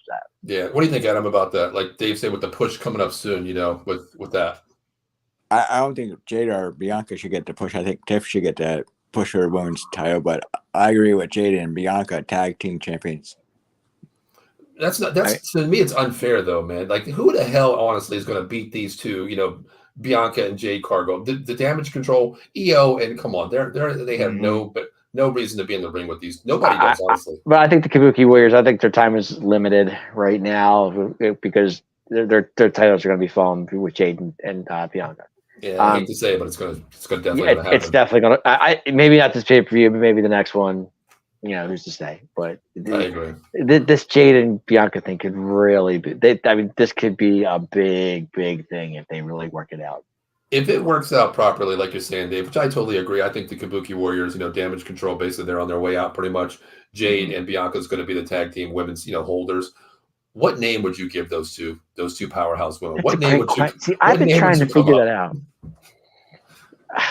That's tough. I really don't know. Adam, you have any idea? Do you have to give them a name, or I don't know, because I don't know what you would call them. Bianca, Bear, and Jade. I don't know if they give them a How name. about the B&J Connection or something? I think it has to have something to do with the Storm, right? The EST Storm or something like Yeah, that. the story. The stormiest, the stormiest. I don't know. The stormiest. Who knows? I don't know. We always hear EST, we hear the Storm. So put them together. I don't know what's going to control. The comma for the Storm or something. Yeah, I think we're going to be smart. We're going to trademark those two names just to see if we get them right, somewhere. So then Triple H can come after us and give us $1 million for our. Yeah, if we figured it out, sure. Yeah. But yeah, I think it was a great pick. Bianca, just like you said, Adam, basketball, like Caitlin Clark coming in, college basketball, women's rights. It's good to see the women be the number one pick. It's really good. It's showing it's rare that you see that, which is really it's really good. It actually never happened before, did it? I don't know. Has it, Dave? No. Not to my knowledge. No. Okay. All right. Well, let's move on to the second pick. Wow. Talk about surprise. Carmelo Hayes. Yeah, huge pick for Raw. For SmackDown. Huge pick for SmackDown. Absolutely. Carmelo coming off that huge what was it against NXT? Um, What was the name? That I he- forgot what was the name. yeah, with Trig. I think it was Trig. Swerve Strickland or something like that, was it? Or No, I don't even know what it was. Maybe, but no, Carmelo coming over is huge. He's a big name. He can really make a name for himself from SmackDown, and it's not a bad thing. Yeah, but where do you see him fitting in? I mean, I watched a little bit of NXT just to see him. This guy honestly reminds me of Ricochet, the way this guy moves. It's just kind of same situation. He could go after the U.S. title, maybe. But we all know who should be U.S. title, Who's that, Adam? and we'll talk L.A. Knight. That's true. That is true. Okay, let me ask this: with Carmelo Hayes here, Logan Paul, L.A. Knight, KO, these guys here, who has the biggest repertoire name-wise to get the the United States champion? I Right mean, now, who would have the it's got to biggest pop? it's got to be Logan Paul. Yeah, has to be, I think right? it's staying where it is. It's got to be Right. Logan Paul. Yeah, he's that guy. I would think so. That's what I mean. I mean, the biggest pop out there, Logan Paul. I mean, But just the way he is. Carmelo could give you Logan Paul a run for his money. I think that would be a hell of a fight with those two because I we know Logan totally Paul agree. can fly off Totally the ring, agree. and this guy Absolutely. Carmelo can fly too. Like you remember that one pay-per-view where Logan Paul and Ricochet met in the middle of the ring. This is something we can see. These two guys are really like They could. the showstopper here. That's what it could I'm be. telling you, baby, it would be like the match that everybody really wanted to see back in the day, but you never really saw it because there's of age differences. Shawn Michaels and AJ Styles. Mhm. I mean, dude, with that match would tear the house down. Exactly. But you're not going. You never see that because those two are totally opposite. You know what I'm saying? Like age wise, and it just never was meant to be. You know, but That's true. I mean, I still to this day want to see that match, but you're never going to see it. But I think Carmelo and what do you call it? Logan Paul could be actually pretty good, honestly. You think so? Oh, absolutely. Yeah, did they build that to SummerSlam? I think. Sure, you could build that up Okay. because Carmelo's on a mission right now, and he's coming from SmackDown. So I'm sorry, NXT, which is a big jump. So yeah, he can make it. He can definitely do that. Okay. All right. Let's move on to the next pick. Dave, you got a control here. Who was the next pick there? Randy Orton. Wow, the Viper. The Viper. Randy Orton, you know what? Him and Kevin Owens are killing it. And I love it. I absolutely, those two they can tag team all the time and I watch it. I love to watch it because I love KO. So I know they're not going to win tag team titles, but still though, they're a great tag team and they're fun. They're just funny. I just love it. It's a comedy act. So, Adam, I'll start with you. What do you think the storyline was to bring Randy Orton here, of course, keep him here. What do you think the storyline is for him now? I mean, been there, done that, an elite wrestler, future Hall of Famer. What is his storyline going to be now where he's based on his draft? What is he going to be? I think it's like what he's saying, like he's gonna put people over, like him and KO might team up. I don't think he's like a title, like he don't win a title. But I think like the tail end of his career might, like win a tag team championship with KO. All right, so you're saying send him over pretty much since he's, I hate to say it, but ending his career pretty soon, age-wise, physical-wise, with the injuries with the neck. Randy can still go. Yeah, he can still go. But are you saying that we're going to give him a push as a tag team champ with KO a little bit, just to get him another belt strapped on his waist there before we say goodbye? Go ahead, Adam. I can see that, because like what he did for the company, what KO did for the company, give him the belt, tag team belts. I don't think there's any better team. Dave, does he have a better push with being a singles or a tag team with KO? Like Randy can do either. Randy can do either or. Which gives him the biggest push? Right now, I think just being with Kevin Owens is a big push for Randy. I just do. Randy's been there, done that. He doesn't need to be single competition anymore. It's not for him. Him being because he doesn't wrestle that much. Think about it. He's not killing himself being a tag team because Kevin Owens can take he can take most of the beating than Randy has to. Yeah, he can control the story there. I mean, most of 90% of the matches with Kevin Owens anyway. We've seen that. But we all know he's the Viper. Dave, is there any backlash to being a tag team part with the Viper? There's got to be, correct? Not nowadays. Not back maybe 10 years ago. Yeah, but not now. Okay. No, because it's different. Randy Orton. I mean, whenever I watch Randy, no matter who he's with, who he's tag team with, there's always that in the back of your mind. He's going to turn. Oh, I totally agree, but I'm saying, but not now. I don't think in this point in his career, you're not going to see the Viper that we saw 10, 15 years ago. All right, so if you get your wish, Dave, this is a tag team here. Where do they rank in the tag team? What category right now as rankings 1, 2, and 3? Are they there? I would say they're at least 3 right now. Okay. Who do you have ahead of them? Yeah. Right now, I think. Tag team champions, of course. DI and DI. Well, Awesome Truth. really, Yeah. you think they're not just a gimmick though? I think it's just No, I think they're good. I don't know. DIY is really good too. Mhm. I miss Eric. Honestly, I miss Eric and Ivar. I just do. I love the Viking Raiders. To me, they were fun. They were good. They were As long as you don't mention the one name that I can't stand, I will turn the show upside down. Pretty Deadly. Don't mention their name, please. Oh no! I would never put them in there. No, no, not at all. Pretty Deadly's pretty done. Dunley, Yeah, exactly. they're done, bro. Yeah. They're pretty much done at this point.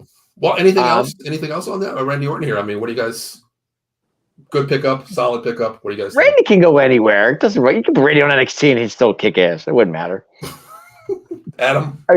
Yeah, I think it's a good keep. Good. Okay. All right. Well, Dave, take us to the next draft pick here. Next pick is do I have to say this name? Nia Jax. Are you kidding me? Well, I mean, you tried her on Raw. Now you're putting her on SmackDown against Bailey. Come on, man. Where does she land? I mean, well, let's talk about the benefits of this pickup first, and then we'll go to the disadvantages of this. What is the benefits of putting her here on SmackDown? What is the benefits? she could definitely rule the women's division at this point because she's as big as she is, and she can take care of But the main question: when does Charlotte come back? But right, there's really nobody that her size that she can't handle on SmackDown. On Raw a little bit there, but not on SmackDown. I mean, the thing to me is the one name that I like mentioning is Rachel Rodriguez, but we know her skin condition. She can't be, a full. Yeah, well, Raquel, yeah. Yes. We can't have her there. But where does Tiffany Stratton go? Does this push her with Nia Jax? I don't think so. Because to me, honestly, who else can beat Nia Jax? I mean, Nia came in and helped her out. She took out Bailey on SmackDown. We get it. And then to help Tiff win. I get that, which is fine. But Nia's just pretty much staying in the role that she did on Raw. It's the same thing. It's not changing. I mean, so what's the benefits? We haven't really said. She takes out anybody she sees. Pretty much. She is like the guardian of the ring. She controls the entire ring. You step into me, I'm going to put you over. Has right. No justification of I'm going to be the best wrestler here. I'm just the biggest wrestler, correct? Right. I'm just the biggest. I'll take you out anytime I want, and I can take But I'm. There's no way in the world they're going to put Nia Jax as champion. Not going to happen. Never say never, Dave. I mean, WWE is changing ways, Dave. But I don't think Triple H would go that far. I mean, who would have thought Roman would have lost? Who would have thought Gunther would have lost? Who would have thought? Yeah, I get it. I get it. You're right, but Nia's not champion material. Especially those guys. Those guys are. Nia's not. All right, Adam. What do you think? What's the pros of bringing Nia Jax here as a high? Well, I would say a high draft pick. It really was a high draft pick. I have no idea why they brought her there because I think the fans want to see Tiff as champ. So why bring Nia there to feud with Tiff? I don't see it, but I could be wrong. So the way you're looking at it is they already set up this scenario of Nia Jax and Trish Stratton here coming up for the championship. On the SmackDown brand, correct? Oh, those two as top, two. The top two dogs in the okay. for Bailey, sure. Yeah, it could be a feud for a little bit.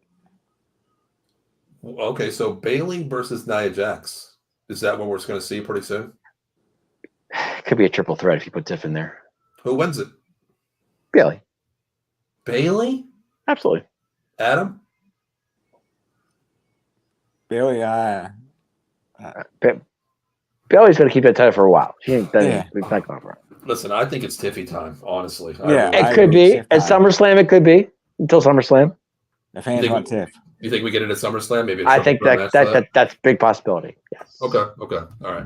Yeah, I agree. I think Bailey should get it a little bit longer. I mean, her reign, what she's been through, been there, done that, damage control, how she went through all that, being, the bad person, the good person, vice versa.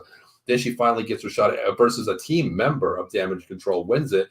she's got to hold that title for at least at I least till wanna say- SummerSlam. I want to say at least maybe 3 or 4 months, maybe 4 pay-per-views here. You've got to hold that title, man. You know what I mean? agree. You don't want to be Drew McIntyre. 5 seconds and it's gone. You know what I mean? You worked your ass off to get it. At least let me have it for a little bit. Let me have my time. You know what I mean? Let Bailey make a run. She deserves it. Exactly. But if she does lose it, who do you think the proper rights to be losing it to? It's Would it be either- Nia or Tiffany? I think it would definitely be Tiffany. It wouldn't be Nia. I agree. You too, Adam? Yeah, Tiff. Yeah, because she's over with the fans. I agree. Hey, listen, she sold me, man. Listen, I'm over Liv. I'm on Tiffy time right Tiffy, now. Tiffy time, baby. Oh yeah, hey, go from one blonde to the other. I can't go wrong picking either one. Tiff is good. She's very good. She's good in the ring. She's explosive, man. She really is. I mean, Can she's be. good. She's good. Mhm. And her persona is just like selling. And I tell you what, Ludwig Kaiser's a lucky guy. I'll tell you that. That's one lucky dude. It is, isn't it? All right, Dave. Let's go. I can't stand Kaiser on Raw. He gets on my nerves. You know what? Okay. It makes me think. My mom always said, "Paul, you always have a chance with the high school prom queen." And looking at This is Kaiser true. versus Tiffany, I think I have a shot with at least. But I got Katie, my beautiful wife. So Yeah. it's no big deal. But Dave, take us to the next pick here. He's staying on SmackDown, baby. And I was surprised because I really thought he was going to go to Raw, but they kept him on SmackDown. My man, LA Knight. Yeah.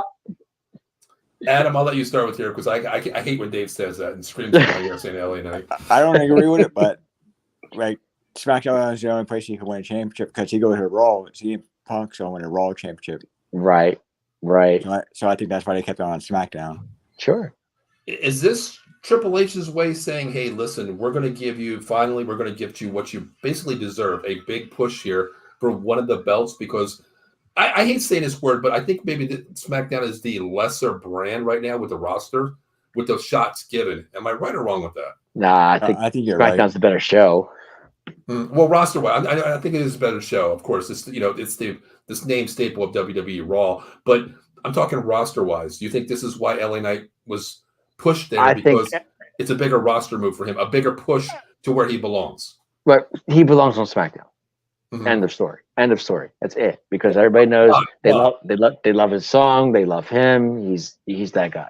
So you're telling me if he goes to Monday night, I can't yell LA Knight. This wouldn't fit. You can, but it won't be the same. It wouldn't be the same. Oh, it's the Friday Night Factor. I got you. Yes. Okay, Dave. Now you're getting it. All right. It does have a better ring. LA Knight versus. You're just starting the week like LA Knight. Friday night, you're hyped up. It's Friday night, LA Night. Yeah, exactly. All right, Dave. You sold me. Great point. All right. Since you're talking about it, LA Knight, he's your boy. I've seen it firsthand.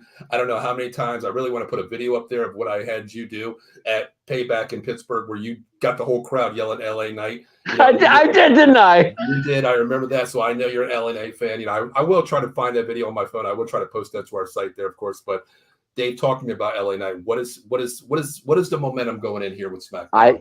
He's just got that. He's got that swag, and people just love him. And they love us. They love him saying it. They love him. Mm-hmm. Yeah. It's just he's got Paul. Honestly, he has to get a title somewhere along the line, because if he doesn't, what's the point? I think you're going to wait a little bit. I don't care if it's a U.S. title. I don't care if it's whatever. It's got to be a title somewhere. He deserves it. He definitely deserves it. I've been saying it for months, and I've been waiting for months, but it's not happening. It's got to happen eventually. Real quick, He's like the top prospect, in the modern day system. Because he almost won Money in the Bank last year. As he went this year and cashed in. I'm telling you, he's. Mm-hmm. Yep. Is this Ken Fried checks in. He says, Ken Fried checks in. It says Drew McIntyre is officially signed with the WWE as well as Finn Balor. Yeah, they both did. There we go. Yeah. But my thing, well, Finn said he wasn't going anywhere. So yeah, my thing is, Dave. I mean, to me, when we went to Payback, it was all LA Knight. Everything was LA Knight. The crowd was just straight 100% LA Knight. But Dave, to me, I think he needs that big push, like you guys are saying, because to me, it's went down a little bit. The momentum of LA Knight has went down. I mean, a little, not much, but a little. Down. This, I think, is a good thing, like you said, to bring him back. He deserves a shot, Dave, but I don't think they're going to give him the shot because after the draft, I think they're going to push other wrestlers to gain momentum because LA Knight can come back anytime with that chant, just like you said, that Friday night, LA Knight thing. Everybody will all be on his back. He is what I call a ticket salesperson because he sells tickets, but I think it's time to push someone before him.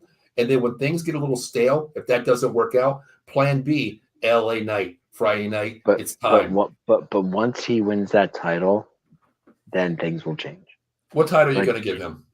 Whatever, it doesn't matter. Well, you got to give me whatever. one. You got to give me one. U.S. title, I'm okay with that. But if he wins that U.S. title, or even the heavyweight championship, if he goes out and beats Cody, that place will erupt. Adam, You're I'm gonna ask you a question. Which one has the bigger pop? The Cody song that we millions and billions of people get hyped up. Hell, I don't even like the song. And when I was at Payback, I started jamming with Dave right up there, you know. But Right. which one has the bigger pop? The Cody or the LA Knight? Which side of this are you on? I love LA Knight, and he got the better line. Let me talk to you. And Cody's like, what do you want to talk about? Right. No, well, the thing is too, when you hear LA Knight's song, you just like it comes out of nowhere. Cody's song, you kind of know, like you hear wrestling, you know, family wrestling, whatever it says, you know. Yeah, When you, I wouldn't consider him like, you know, like. but when you're in a crowd, okay, and you're in a show, and you've been there with me, Paul, you know, when you hear that LA Knight, like that place just jumps. You know, it's just classic. You know, It is, yeah. I mean, the pop for that one, of course, you know, like I was just like, okay, what is the big hype with this here? Then all of a sudden it hit, and I'm like, I started. it's kind of like the New Age Outlaw. Okay. Because you hear, oh, you didn't know, and then you hear L.A. No, it's kind of like the same thing if you think about it, you know. Because you didn't know that place. Yeah, everybody was with the Road Dogg was going crazy. Oh my God, I couldn't tell you how many shows I've been when I hear, oh, you didn't know, and everybody would just like flip out, you know. Oh boy. So All good times. Good times. So rate this draft pick, LA Knight. Dave, I think you and Adam, I think I'm double teamed here. I think this is an A++, but let me get your opinion. What is it? What grade are we giving him? For LA Knight? Yep. Draft? Mm-hmm. Oh. A-. A-, okay. Are you a little bit like kind of like why did he go so late being a name brand there? Well, he went 5, but that's okay. Okay. You had to go. I mean, Bianca, Carmelo, Randy, Nia. I think he could have went before Nia. What about Carmelo? I think he's a bigger name than Carmelo. Carmelo. Yeah, Carmelo's on the Carmelo's on the rise right now. Carmelo is making his way up. So, but I get that. Then the biggest NXT prospect, in years coming up. I get that. You want to give him that big push. Wow, he's number 2. I think I would have went Bianca, Carmelo, Randy, then LA Knight, then Nia. Okay, Adam, what do you think about? Give me a grade for LA Knight here. A+. I think it's an A if they make him champion. Yes. If it'll make him champion. So Yeah. what is your road to the championship for LA Knight, real quick, before we move on to the last? It's really hard because I thought U.S. champion was the name brought Carmelo Hayes. So where does that put LA Knight? Right. Mm. Now it's like a dog game at the U.S. champ. Okay. All right, Might Dave. be a title somewhere. What's the road really quick to LA Knight's title run? LA Knight's road. He's got to go through Cody. He's got to get to Cody. So you want the biggest strap in the world? Oh, You wanna absolutely. go after that. He's gonna win the Money in the Bank. Beat AJ Wow. Styles again. Go through, I guess, Carmelo or whatever you have to do. I would say if you're putting KO up there, that's a possibility too. But it's either Cody or the U.S. title or Logan Paul. So do you see a feud, like you said, AJ has to fight Cody, of course. If Cody wins that, LA Knight gets maybe he AJ rises. Styles Maybe here. he'll take the AJ Styles spot. And then, maybe it'll be, Carmelo Hayes saying, hey, I'm the best champion here. I'm from NXT. I'm the big guy here. Mhm. Then it's going to be one of those two for the rights to go after Cody Rhodes, maybe. I think so, but Maybe you got to like put this for Andrade. months. You can't take Andrade out of the equation either because Andrade is on his way He's a out. sleeper. I think he's a sleeper right now. He Because can he's been be. out for so long now. Yeah. He's coming back with the big stock, progression Yeah. for him. I think he's a huge push as well. But Absolutely. let's move on to another pick here, Dave. Who else we got? I got the bloodline. I picked it to win Money in the Bank. Money in the Bank? Who? Okay. Who? LA Knight's gonna win Money in the Bank. You know what? I would love that. Wow. I would Wow. love that. Hmm. That would be That'd great. That would be a huge push right there. The bloodline. You mean the Bloodline. new bloodline, right? The new bloodline, yeah. Wow. Mm. Solo, Tama Tonga, and Paul Heyman. Yeah. I just want to ask you guys really quick. I just want your opinion here. I'm old school. I grew, up with people that belong together. Okay, I don't know how I look at this bloodline. Not seeing Roman Reigns a So part weird. of this bloodline. Isn't it weird to you guys? Honestly, It is to me. It is. It's like Roman waking Reigns, up in the Reigns. morning and having my toast and I put peanut butter and a little jelly on there. I don't have any jelly. I just But- have peanut butter. It looks a little different to me. I think that okay. I'm kind of looking at the list. I'm looking at this like the NWO. Uh-oh. Now think about it. When you had the black and white NWO and you had the red and black NWO, Wolfpack versus the regular. Mhm. I think, this is what they're probably going to go with this. I think Roman comes back and brings back Jimmy and Jay. Well, we got to wait at least 3 months. I mean, there's still Well, filming, okay, so wait. there's I'm saying, at but least I 3 think months. this is where they're going to go with this because Roman, Jimmy, and Jay will be red, and I think Mm. Solo, Mm. and Tama Tonga. But who's the third member then? I mean, that's the question. I don't know. who's the third member for Solo's team over there? Yeah, it could be. Now, Good question. isn't there someone out there that there is rumored to be? Yeah, The tree's got to be big, right? The tree's got to be big on that side of the family. On both yeah, sides it's of the family, definitely it's gonna be a sim. I'm not sure who that is, but I think that's where they're gonna go with it though. Okay. Adam, what do you feel? What Dave said there? The push here, because I definitely agree with you, Dave. I think the Uso brothers are going to get back together. I think it's going to happen here because, man, Well, Solo's Jay's on a taking mission. Jay's doing great on his own though. He is. But I think there's going to be that after. This is what I think. Adam, you go first before I go on. Go ahead. Yeah, but I thought the bloodline, like SmackDown needs the bloodline for ratings because like all the talent is on Raw. The biggest talent, that's the biggest thing they have is on SmackDown is the bloodline, the new bloodline. So that's a solid pick. But don't you before I get into what I want to say about that? But don't you think it's a total different miss here having Solo as the leader of the new bloodline because the mic control is not what it is. If it's not Paul Heyman, it's a pretty boring promo. Do you feel that? I agree. I mean, Solo can only say so much. Just give me the mic and it's like, shut up, I'm speaking. That's pretty much all he can say. You know what I mean? I mean, to me, at least Roman has the timing. The crowd gets into it. Acknowledge me. I don't know how long we've waited. A couple times for like 5 minutes before we get the acknowledge me. He feels the crowd. He plays the crowd. Solo's just like, I forgot my line already. I forgot my line already. No, he's not much of a crowd pleaser. That's for sure. Yeah, but hey, that's what they have Paul Heyman for. That's true. That's what I mean. If they don't have Paul Heyman, it's kind of like a lesser promo because when Paul Heyman's on the mic, it's nice. But when he's not, Paul's still praising Roman though. Paul still praises Roman, so it's going to piss off Solo eventually. Exactly. But Adam, you said ratings having the new bloodline on SmackDown. To me, they missed the point here because it's the promos aren't going to be the same. You're going to have Heyman giving the promos, but you're not going to have the Roman on the mic. You're going to have Solo on the mic. To me, it's a little bit of a miss. Don't you agree? Yeah, but I think people like Heyman. Oh, I love Heyman. I love Heyman. Yeah, hell yeah. Heyman is Heyman. A legend. Yeah, he's a legend. But Dave, I do agree with you. I think this is my storyline. I think Jay wins the title coming up here. Main event wins the title. Yeah, eventually he will. And his brother is the first one somehow to congratulate him some way, somehow. And the friendship, the brothership, the real bloodline is back together. That's possibility. It's not going to happen right away. It's going to happen maybe 2 to 3 months. He's going to hold the title for a month. Then he's going to slowly work his way back in with his brother.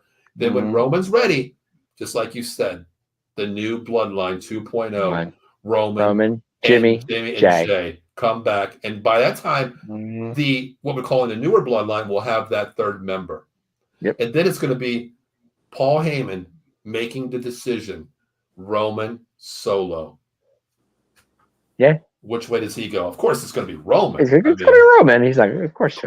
Adam, what do you think? Are we looking too far ahead of this? I think we're looking. Like I think that's a good storyline. Bring back Roman. Like Ken was talking about that 2 weeks ago. Like having at the Survivor Series, like bloodline versus bloodline. Yes. Set it up right then and there. The storyline's going to work its way there by the time the movie's over. So yeah, I saw a picture of Roman, Jimmy, and Jay coming out in red t-shirts, like kind of like a NWO, red and black. Like was this recent? And it said Bloodline. Yeah, kind of cool. Kind So of that'd cool. be pretty cool. Just like you said, Survivor Series there having Bloodline versus Bloodline. That would probably be the main event, honestly. That Kinda match cool. just alone by itself. Yeah. Then man, that this opens up so much. I don't know if The Rock has another movie coming up. I don't know what's going Yeah, on. he's definitely in there too, so you can't take him out of the equation. Special guest referee, maybe. Let's call it now. Something like that or something like that. Possibility. Who knows? Yeah. Bloodline Well, he rules. might, well, yeah, I guess. Who knows? Who knows? But yeah, I think this is a great pickup. Solo. To me, the It's a good pickup definitely for SmackDown. Yeah, Definitely. yeah. Whoever gets Paul Heyman on their roster, that's a solid pickup because that's 15-minute promo of your show right then and there When you every have week. Paul Heyman in your corner, you're good. Exactly. Yeah. I agree with that 100%. Yeah. Well, any more pickups, Davey? Next pickup is AJ Styles.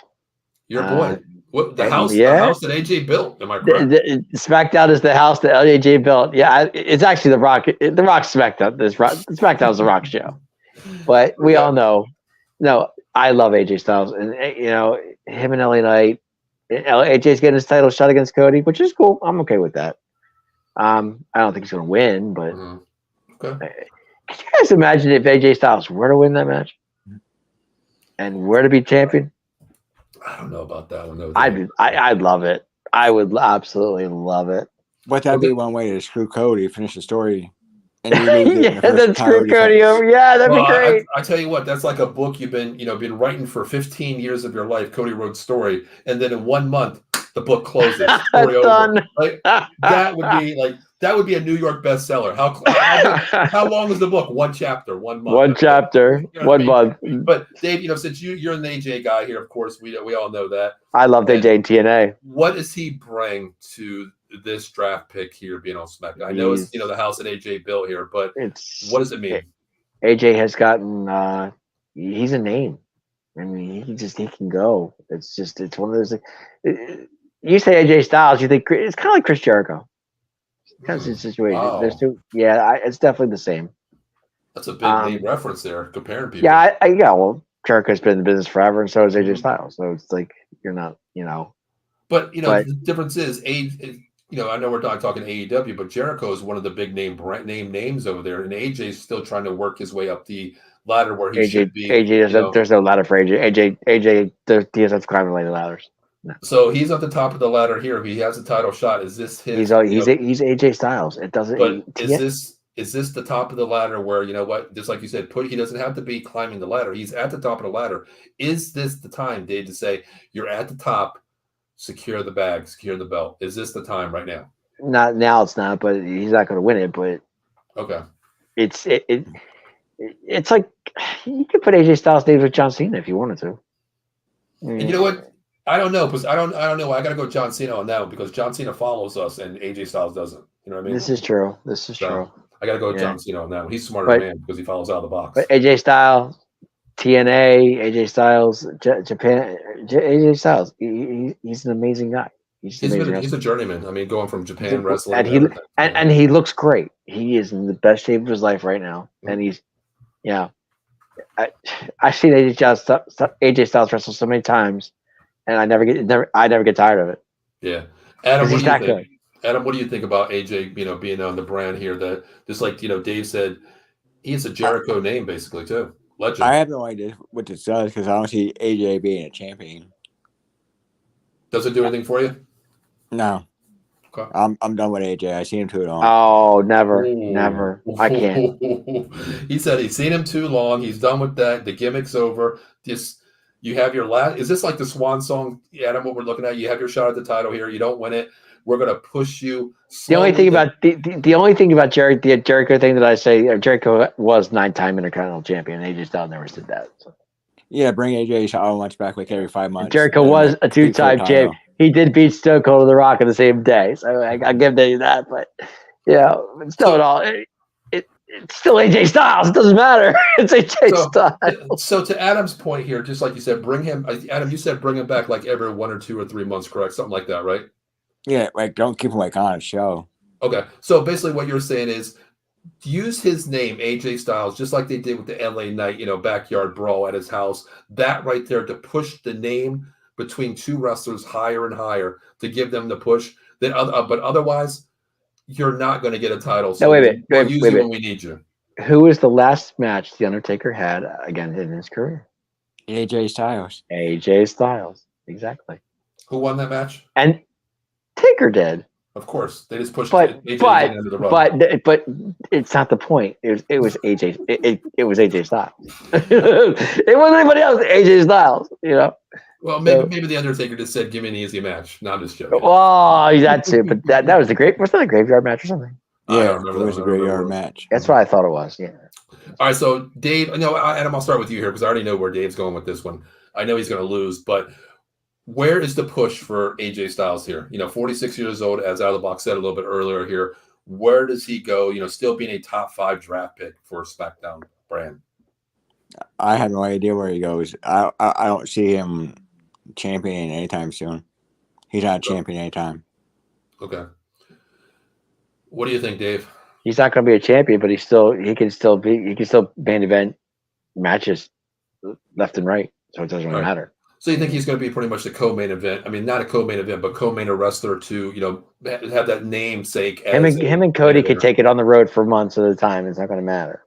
How long do you? Dave, that's a great thing. How long do you see this right here? Win or lose for AJ Styles? Win or lose for Cody Rhodes? How long does this progress between these two? Right. I think it goes to SummerSlam. You think so? Okay. Mm-hmm. Yep. Adam? I think AJ gets back in the feud with LA Knight. think so? Okay. The only way that happens is they put LA Knight in the triple threat. There's 3 together. I can see that happening. Okay. All right. I think they do progress this. Win, lose, or draw on this one here. Of course, not draw, but I think AJ and them battle one more time, and then somehow, Dave, I kind of agree with you there.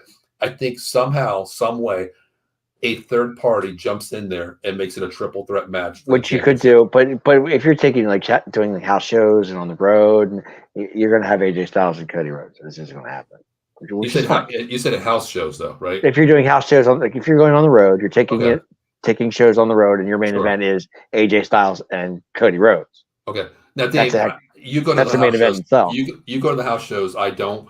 I've never been to one really. But can a title change hands? It's not very, very, very, very rare. Does that happen? Okay, that's why I was going to ask. Okay. It's not going to happen.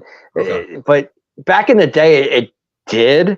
The Intercontinental title actually changed hands a couple of times. But that's, it's not going to happen. But a house show main event, Cody Rhodes and AJ Styles, you can't go wrong. Yeah, I mean, to me, I think it's a ticket seller. Of course, you see those two. If I'm in the area and I see, Cody Rhodes versus AJ, holy crap, I'm going to this house show. I'm going to that. I mean, if it's close to home, I'm there. I mean, it's a great show. I mean, but of course, the titles won't change because it's a house show. You want that on the SmackDown label, or if it was on Raw, you want that. But it's still a great match to see. Of course.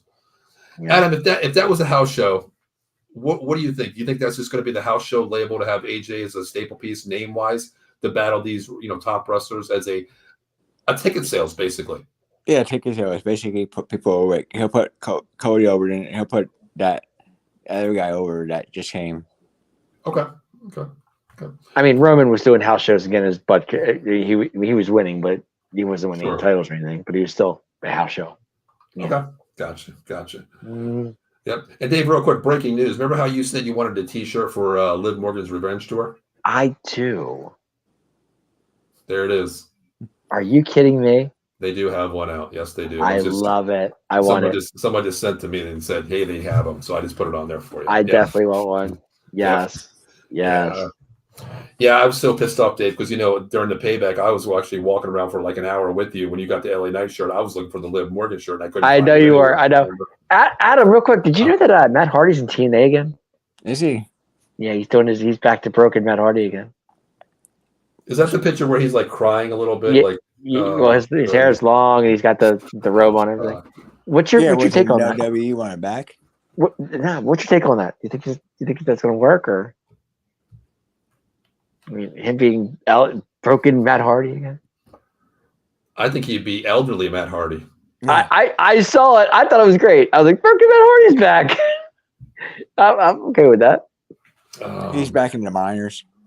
I just love Matt Hardy. I'm a fan. But there's a huge difference between Jeff Hardy, the way he moves, versus Matt Hardy. You know what I mean? Well, Matt, yeah, well, like I can't. I've seen him wrestle. Matt's not as good as he used to be, but you know, no. I mean, I watched him and I was just like, oh my god, because when they were the Hardy, when the best match ever was Edge and Christian, the Hardys and Dudleys, and Can you possibly ladder match? I gotta grab my charger.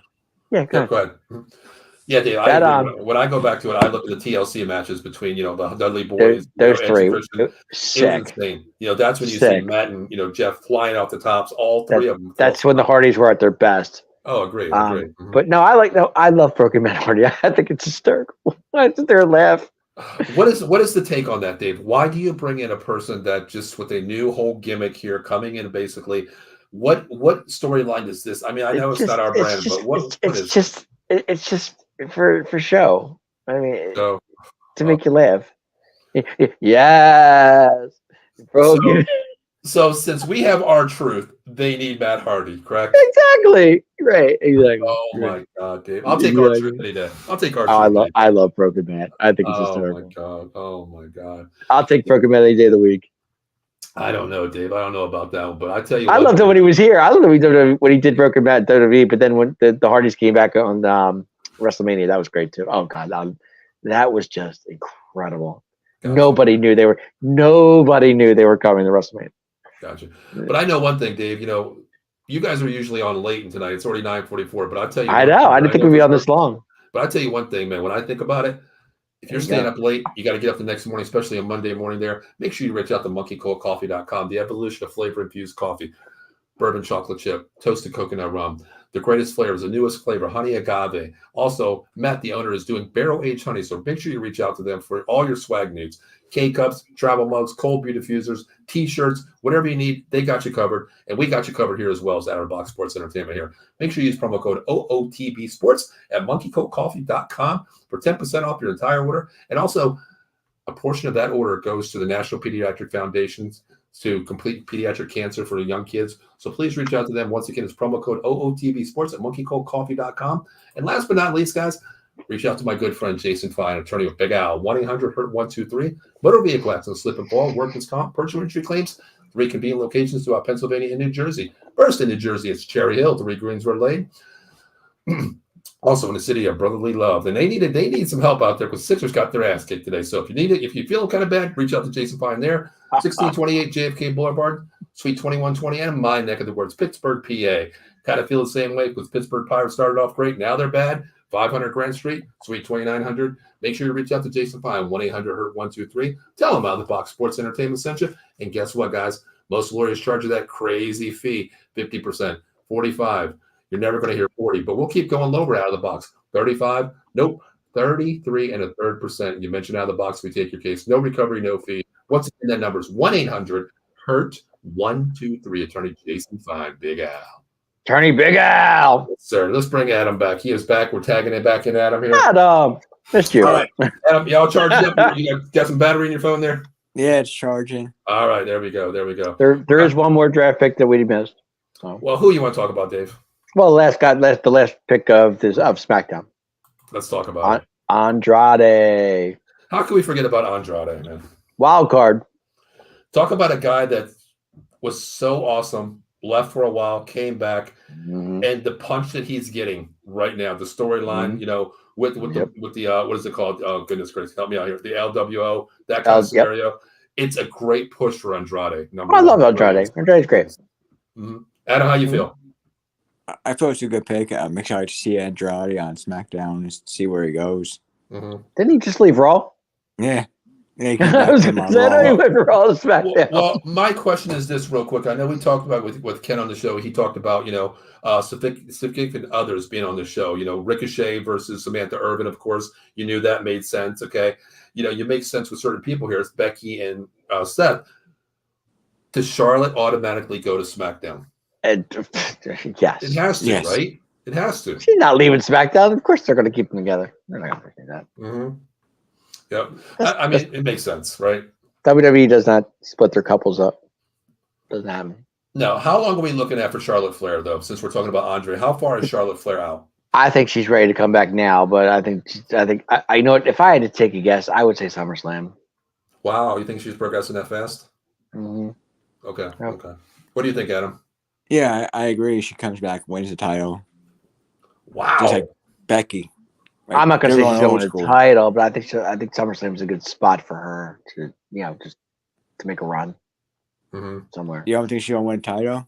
Mm-mm. They'd show her I'm that not SmackDown seeing them champ. taking the title off Bailey anytime soon. I'm just not.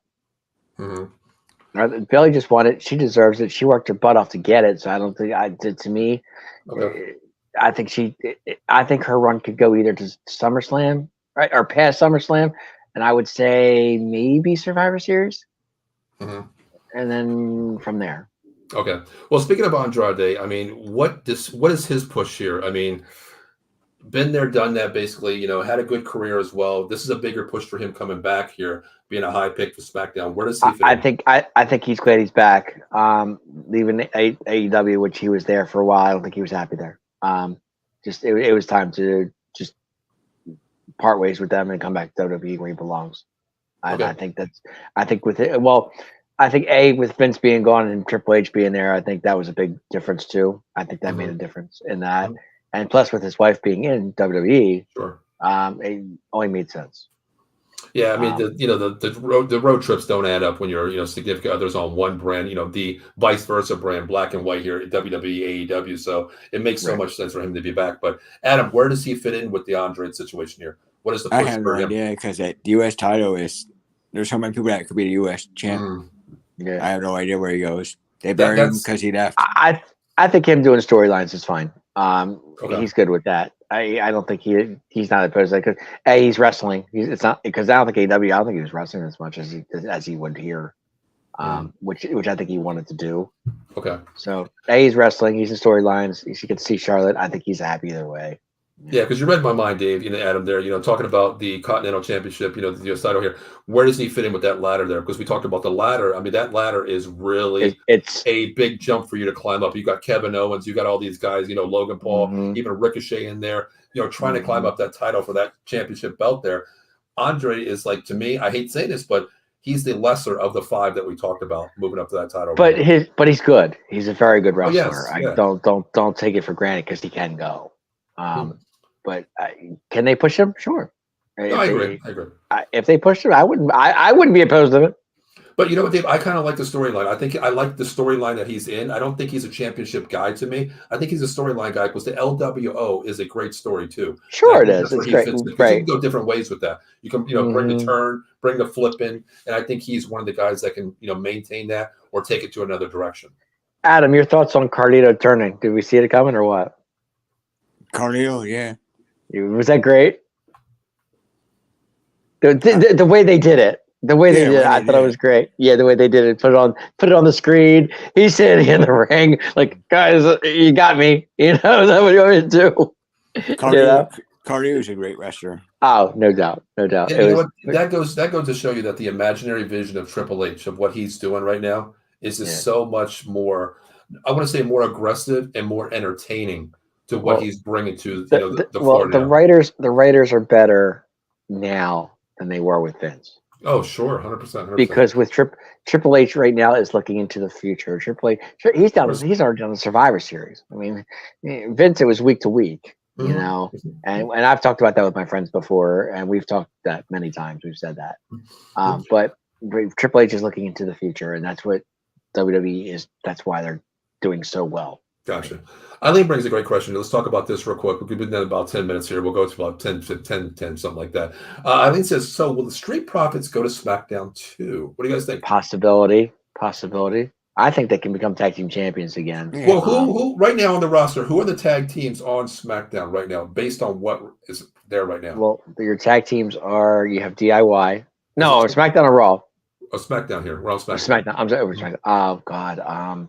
If they do go there, that's what I says. Push them over there. If they go there, who are the tag teams on SmackDown right now? Well, tag team titles definitely with DIY. DIY's not. They're on Raw. So it's R-Truth. They're on Raw. They're champs. Well, damn, who the hell's on SmackDown? The tag teams. I'm trying to figure out who's SmackDown. Basically, the Street Profits are the best tag team on SmackDown, I think. They would. Yeah, if they go to SmackDown, they probably will be. So I think that might be a better push. Is if they do go there, like Eileen said, I think that's a bigger push for them because they will be the #1 ranked tag team. Adam, SmackDown Tag Team Champions. Why am I drawing a blank? Christian Waller and Theory. Oh, that's right. Waller Theory. A-Town down. A-Town down. Yeah. A-Town down. Why was I drawing a blank with that? Because we really don't talk about the Kangaroo Jackass that much. Well, I like the Kangaroo. I Yeah, love I like Austin him. Theory. I'm a fan. I think he's awesome. Dave, I think that's when I fell asleep at Payback when they started bringing all the. Well, now, Adam, you made a great point though, because if the Street Profits do get drafted to SmackDown, they could win those tag team titles. Yeah. The draft ends tomorrow, and they have a title shot Friday. So how does that work? Yeah, why not? Hey, it could work. I mean, they could win it. I could see that. Yeah, because I could definitely see the Street Profits being better than A-Town. I don't see A-Town down keeping those titles past SummerSlam or even to SummerSlam. Okay. Eileen checks in and says they have to go to SmackDown since one of them. You're right about it. We talked about significant other here. Right. We talked about that. Montez Ford. Yes. Yeah. That Mhm. makes sense. I mean, you can't have one brand versus the other. I mean, it just wouldn't. I don't know. I can see that happening. Eileen all over it. Yeah, she's right. Yes, thank you. not Thank wrong. you, Eileen. Somebody's got to braid that fake hair. I mean, I'm sorry, I didn't say that. Don't tell the big man. That'll get upset with you. No, I think it's real though. He's so sure that it's real. It has to be real, man. That's another story, another day. But yeah, that's another. Got a question. Sean says, "Hey, Cowboy Dave and Adam Glenn, who is the guy in the front? I don't know this person. I'm not here enough. Anyway, probably don't know because I really don't watch it. Apparently, can't watch all the time and watch it. But I don't know if he's talking about me. I think is it me? Yeah, I think he might be talking about you. Oh, I'm just the homeless guy that works down the street at Wawa. So they asked me to come on. So that's Mr. Fuji. My name is Paul. Yeah, my name is Paul. Yeah. This is my first show I've ever done with these guys. So yeah. I'm new to the network. Hopefully, I'm okay with you, Sean. Yeah, he's new to the network. I'm new here. It's my first show I've ever done in my life, so we're good. Definitely. He chimed in and says, "After all, it's Carlito's way." Yeah. Carlito. Mm-hmm. Now, with the draft, I mean, every year we see it here. The NFL draft was a couple of days ago. Of course, the NFL big thing. A lot of people watched it. A lot of people watched the WWE draft. What do you think about this draft? I mean, is it good for the ratings? Is it good to change things up? I mean, Dave, if I said, "Hey, Dave, you're going to go to this show. I'm going to go to this show. Adam, you're going to this show." I think it's good. What do you guys think about that? The draft every year. I think this year's draft was good, but my problem with it was a lot of the wrestlers stayed the same. They stayed with the same brand. Okay. None of like Jey Uso stayed on Raw. Seth Rollins stayed on Raw. If Seth Rollins were to jump to SmackDown, that would have been fun to watch too. Okay. But I think a lot of, there was some jumps. Don't get me wrong. I mean, I'm sorry. Nia Jax did jump over to SmackDown. I'll give her that. Just a lot of stayed the same. Nothing really changed. Not too much. I mean, the blood. Everybody's pretty much. I think the biggest jump was the Kiana James was huge. Nobody saw that coming.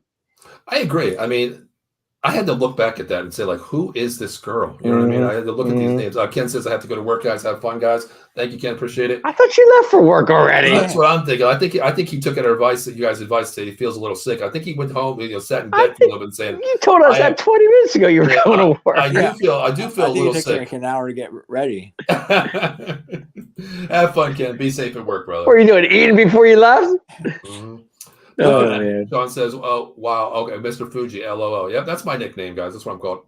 Oh, I remember you was Mr. Fuji. I can't see you on my phone. He has no video on his phone. He can only hear." Oh, gotcha. Key says Ken's on break. Oh, that's a pretty damn quick break. It's on break. He just left. Yeah, you just got to work. You already got a Twinkie break going on, Ken. Jesus, oh, my Lord. But, guys, real quick, I have a question for you. You guys are the big wrestling guys. I watch it here and there. I'm an old school guy. I used to watch it back then. But how long has the draft been in WWE history? It's been a while. Has it? Okay. At least over 10 years, I would say. Has it gotten better? I think so. I think it's better now than it was then. Yeah, it used to be good. What big wrestlers changing places, like LA Knight going to Raw, what everybody expected this year. But now it's more focused on NXT. Right, with NXT, Raw, and SmackDown, I think it's bigger. now. Do you see this Monday night coming up? Of course, the last round here. Do you see more NXT wrestlers coming in? Because that SmackDown, Yes. they showcased the NXT backstage. That everybody there. When Carmelo got drafted, everybody was congratulating, high fiving. Do you see more NXT wrestlers? And if you do you have a name coming up this Monday night, tomorrow night? It's funny you should say that, because when you're watching shows, when you go to shows, NXT wrestlers will go to the main roster, and they'll be off camera. Okay. You won't see them what do they call it?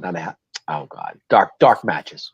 Okay. Dark matches, which they'll bring up NXT wrestlers to the roster, but they're not. You won't see them on camera. Okay. But NXT, I could see some NXT wrestlers coming up.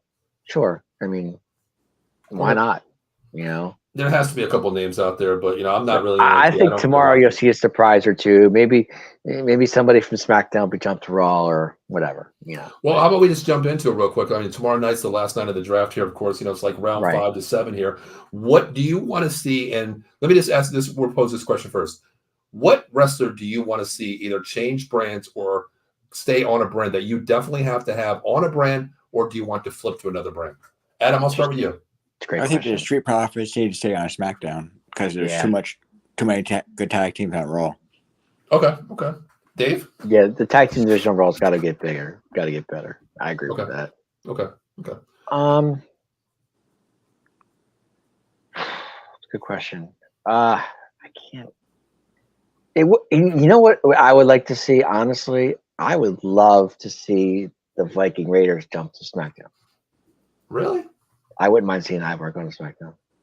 But Ivar was just drafted, right? He was just drafted last round. He's on Raw now. Ivar? Yeah. Ivar wasn't drafted. He wasn't drafted yet. Yeah, I thought he was drafted to Raw. Yeah, he was just drafted, Dave. He was drafted. Ivar went to Raw? Yeah. I got Kiana, Alpha, Right Sheamus, there, Ricochet, Liv, Braun, Ivar. Seth, and Jay. Ivar. Where's Ivar? Ivar went there. Ivar went to Raw? Mm-hmm. Or He's been on Raw. Yeah, he's on Raw. That's what we heard. Ivar's been on Raw. Well, he's on Raw. He was drafted. But I'm saying he wasn't drafted yet. I think he was. I don't see his name. Because when I did the overlay, I pulled his name up being drafted. Jay, Seth, Braun, Liv, Ricochet, Sheamus, Alpha, Kiana. We need to judge Eileen. We need to judge Eileen to chime in real quick. Where do you see Ivar? I don't see Ivar. Ivar was drafted. That's what we were sent from WWE. Ivar was drafted. If we're wrong, we're wrong. If I'm wrong, I'm wrong. Okay, maybe he was and I missed it. That's a possibility. I'm not. I'm just saying I have the. No, you could be right. I could be wrong. I thought he was. I thought because you actually talked about it. Ken talked about Ivar for a little bit there. Bianca, Carmelo, Randy. Because I think Eileen said something in the group chat. What's her name is pregnant. So they're maybe breaking them up and moving Ivar on his own a little bit. Oh, that's right. That's right. Okay. No, but I'm saying if Eric were to come back, because Eric's already injured. Eric's hurt. Mm-hmm. But I would love. I mean, can't do it now. But I would love to see. I would love to see the Viking Raiders jump over to SmackDown. I think that'd be great. Yep. Sean says, I think it's clever that all wrestling is put under some kind of umbrella scenario when it's more pivot points on different levels, like different levels, smart market branding. I agree. I think the change is really good. I mean, if something gets stale, you don't want it to run for the whole year. If something's not working, flip it. Yeah. I think it's a good scenario. But Dave, you said you can change your mind now. Ivar, since he's already there, you want to change that? And I'm trying to think. Oh, you know what? I got it. I know it. I know exactly what I want to do. Uh-oh. I know exactly what I. This would shake some things up big time. Well, we are on out of the box, Dave. So shake it up, baby. Bronson Reed to SmackDown. I think that would happen. What's the reasoning first, Dave? Why not? Why not? That's not a reason, Dave. No, it would shake things up on SmackDown. Where do you put him then? Wow. Where do you put him? In what scenario? What momentum are you gaining by putting him, Bronson Reed, on SmackDown? You can give him U.S. title. Okay. But wow, we talked about that ladder too, Dave, didn't we? Yeah. Already IC title on Raw, right? Yeah. I wouldn't mind Bronson going to SmackDown though. I think that'd be a good spot for him. I think. Yeah, that's like a trade. Bronson for Braun Breaker. I could see that happen tomorrow. Well, there is trades, correct? Don't bring that up yet. Yeah, you can make trade. Yeah, there is. Don't talk about that yet. That's my last thing I want to talk to you guys about. Okay, is the possible trades, because we are going to play GM here. We are going to play GM for a second. But Adam, I'll start with you. What one person do you think has to stay on the roster that you can't get rid of, or one person that you want to bring to a different brand here? I think the Street Profits need to stay on SmackDown. Okay, you said Smack. Okay. I like how you said that, because I think they do need a tag team guy, because A-Town down is not the answer for me. Just maybe a personal reasons. I don't know what it is, but I can't get behind the Kangaroo Jackass. I just can't do it. I need someone. Am I the only guy that likes Grayson Waller? I think he's hysterical. I think you are. I think you are, because I remember as payback when we went up there. By the way, we did. Props to the WWE staff up there. They gave us great seats. Ringside there, of course, was Round the Box Sports Entertainment. They did Grayson Waller effect. And during the Grayson Waller effect, I think that was the time I got up and went to the bathroom. I don't remember. I loved it because Cody was the guest. Yes. But yeah, I just can't get behind him. I think that's a great clue there, Adam. I think that's true. Street Profits over there. I love when they brought the pom poms out. I was a fan. Okay. Now, based on what we've seen, of course, we don't see a Monday night, of course, here. But based on your thinking here, if you're Dave, I'm going to make you. What's your favorite brand, Dave? You were Raw guy, right? I love SmackDown. Okay, Adam, I'm going to put you on Raw tonight. Okay, you're the GM. I'm a SmackDown guy. Dave, you're the SmackDown GM here. I want you to guys, and I'm going to be the judge here. I want you to work out a trade for one of your Dave's SmackDown and one of your Raw guys. Dave, I'll let you flip the coin here and tell me what SmackDown guy you want and what trade are you willing to get him. What SmackDown guy I want? Well, you're on SmackDown. You're on SmackDown. From Raw to me, you mean? Yep. I want you guys take a guy from Raw, and what are you willing to give up to me? We'll give up to Adam for a Raw member. What are you going to give up? That's a good question. It's only the best questions. Yeah, I know. And I'm going to give you time to think about your answer too. What you want to rebuttal, what you want to give up. Okay. Dave, I don't have the Jeopardy, thing here. I know. I'm trying to think. I'm trying to think. I don't. I would love Jey Uso on SmackDown. Adam, real quick, you gonna give up Jey Uso? Nope. Dave? Nope. What are you gonna give? Give me Jey Uso? I was gonna say I'll give you Bianca Belair for Jey Uso. No, we got a good women's division. But Adam, you know what he said? He'll give you Bianca, but then you got to have Ricochet too. It's a 2-for-1 deal, correct? Because they can't be separated, right? Right. And that's not going to happen because Samantha Irvin's not flipping the script here. I'm going to help you. I'll give you Jey Uso, Bianca Belair. No, let's put it this way. No, I want Jey Uso, Braun Breaker. Oh, that's a big talent coming up. That's a name. That's name thing. That's the biggest name coming up in NXT, Dave. I got you. And Kiana James. I can see. You just asked Braun Breaker. He's staying here. He's the biggest name coming in from the NXT. Yeah, well, him coming to SmackDown would be great. Even though he's only wrestled a minute and the entire time at WWE. So what? I'm okay with that. He's the biggest name here. I don't know, Adam. Adam, what name do you want? What name do you want? I'll give you if you can give me Jey Uso, Bianca Belair, Jey Uso, Braun Breaker, and I'll say Ricochet. I'll give you Randy Orton, LA Knight, and Andrade.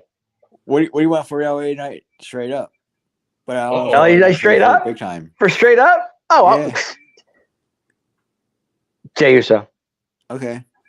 But I don't know if LA Knight. You would give me Jey Uso for LA Knight. I'm okay with that. Well, we got to check first and see if anybody has a no trade clause. Yeah. That's what we got to do, Wow, that name brand. That name would be pretty damn awesome there. Jey Uso for LA Knight. You're still getting that bang, of course. Yeet versus let me talk to you. You know what I mean? Wow. That's not bad. LA Knight to Raw, but no room for him. That's true. That's Good true. Point. Jay would fit in perfectly on SmackDown, Dave, wouldn't he? Absolutely. The push would be extremely absolutely. But on Raw, it wouldn't make sense. I mean, it's just not going to work out, Dave. I don't think so. Oh, well. Okay. Hey, Dave, if CM Punk I gave it a doesn't come back, shot.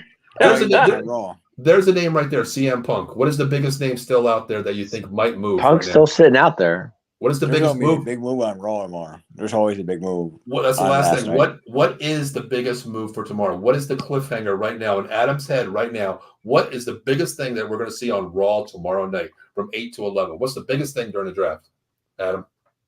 I can see Street Profits being drafted to the Raw, but I don't think it should happen. But I think it might happen. Okay. Any wrestlers that we're talking about like CM Punk? Where does he go? I think Punk stays on Raw. You think so? Mm-hmm. Raw is loaded right now, don't you think? Raw's loaded. He has to be there, Raw. There's no Don't you other. think I you need a can't- name? Don't you think he had to need a bigger name to go over to You know what would be SmackDown? cool, though, honestly? I just thought about this. Uh-oh. I just thought about this. It hit me like a bolt of lightning. Uh-oh. Drew McIntyre to SmackDown. Drew McIntyre to SmackDown. Where's Judgment Day? SmackDown. Wow. Kind of makes sense to me, don't you think? I think so. And then you bring in CM Punk to SmackDown too, maybe? Oh, SmackDown would be rolling then. That's what I mean. I mean, you bring like a trio of people that can't stand each other. You know, it's I hold the title, I lose the title, I cash the title, and you're the son of a bitch that made me lose the title. What Right. better way on SmackDown, right? Exactly. But Dave, I have a trade proposal for you. God. CM Uh-oh. Punk for LA Knight. Ooh. But the thing is CM Punk ready to entertain right now? CM Punk for LA Knight. Is he on the shelf for a little bit, Dave? That's the first question. That's the thing. He's on the shelf. Yeah. Punk's on the shelf. I mean, you got to throw a second and a third rounder in there, Adam, if you want to trade this one. You know what I mean? I'm trying to bring the star to the big leagues. That's what I mean, LA yeah. Knight the big call. Sending CM Punk to the minors. Oh, he wants to send CM Punk to the minors. He said, You're calling "Damn." SmackDown the minors? Yes. Wow. wow. The I better kinda- show. Wait, the better show you're calling the minors? Yeah, you got it right. You are the show. Oh. SmackDown's the better show than Raw. But Raw- Raw got more talent. Raw's 3 hours of boredness. At least 2 hours. You know, that's funny you said that, Dave. Like usually I try to watch it, you know, I usually do things on Monday night, of course, but when I watch when I watch Raw, I don't check into probably around 8:30 to 8:40ish because that first 20 to 30 minute promo, I don't see any wrestling. It's just talking on the mic. 25 minutes of talk. That's all it is. Right. Okay. They could kill Raw 30 minutes, 25 minutes of talk and just. He Yeah. called SmackDown the JV of wrestling. It is Oh, not the JV man. show. It's Oh, the big show. man.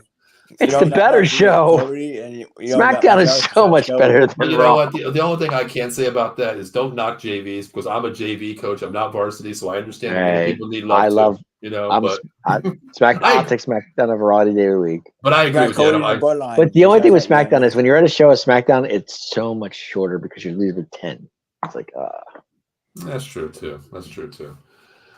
All right, gentlemen. Anything else before we get out of here? Now I know Dave. Extra innings will not be on tomorrow. I'm going to go next week. I heard is what I'm saying. When are you going to be able? I know you and I are going to be doing maybe if it's possible. It's up to you. Wednesday night. It's up to you. Wednesday night, 9:30. 2 and 5 boys. We'll be talking draft. Yep. And I would definitely. I don't know about. I can do Friday night, but it's going to be late if that's the case. Can't do Saturday. Can't do Sunday. I will be in Rehoboth Beach with my daughter. Real quick, Yeah, He's in the guys. tournament. Yeah, if you guys are out there, please make sure you follow Out of the Box Sports Twitter, you know, Entertainment OOTBS Sports on Twitter, YouTube, Facebook, Twitch, everywhere out there. We're everywhere. Stay tuned to all the updates. We try to put it on. We have a new Facebook page as well, giving you all show updates, live show information too. So make sure you stay tuned to that. We've tried to figure it out for you. I know if Ken can't do it, I can produce it for you. I don't have to be on. I'll produce it for you. But the only night I will not be able to do is Saturday because you guys already know Saturday is my UFC day. Right. Yeah, I'd rather do it Friday. I'll be in Rehoboth Saturday and Sunday, so I All will. right, Friday night. Are you good, Dave? Yes or no? Friday I should be good. It's got to be at least past 10:30, maybe 11 o'clock. Are you good for that late, Adam, or no? Yeah, I don't have anything to do Saturday, so I'm good. No, Friday night. Friday night 11. Yeah, that's a good time. All right, sounds And- good. We'll stay tuned. We'll put it out there for you Friday because night. I have bowling till 10, and I should be back by 11. All right, we'll do it like 11. Please stay tuned. Make sure you share, subscribe, like on Facebook, YouTube, Twitch, Twitter for all updates, of course.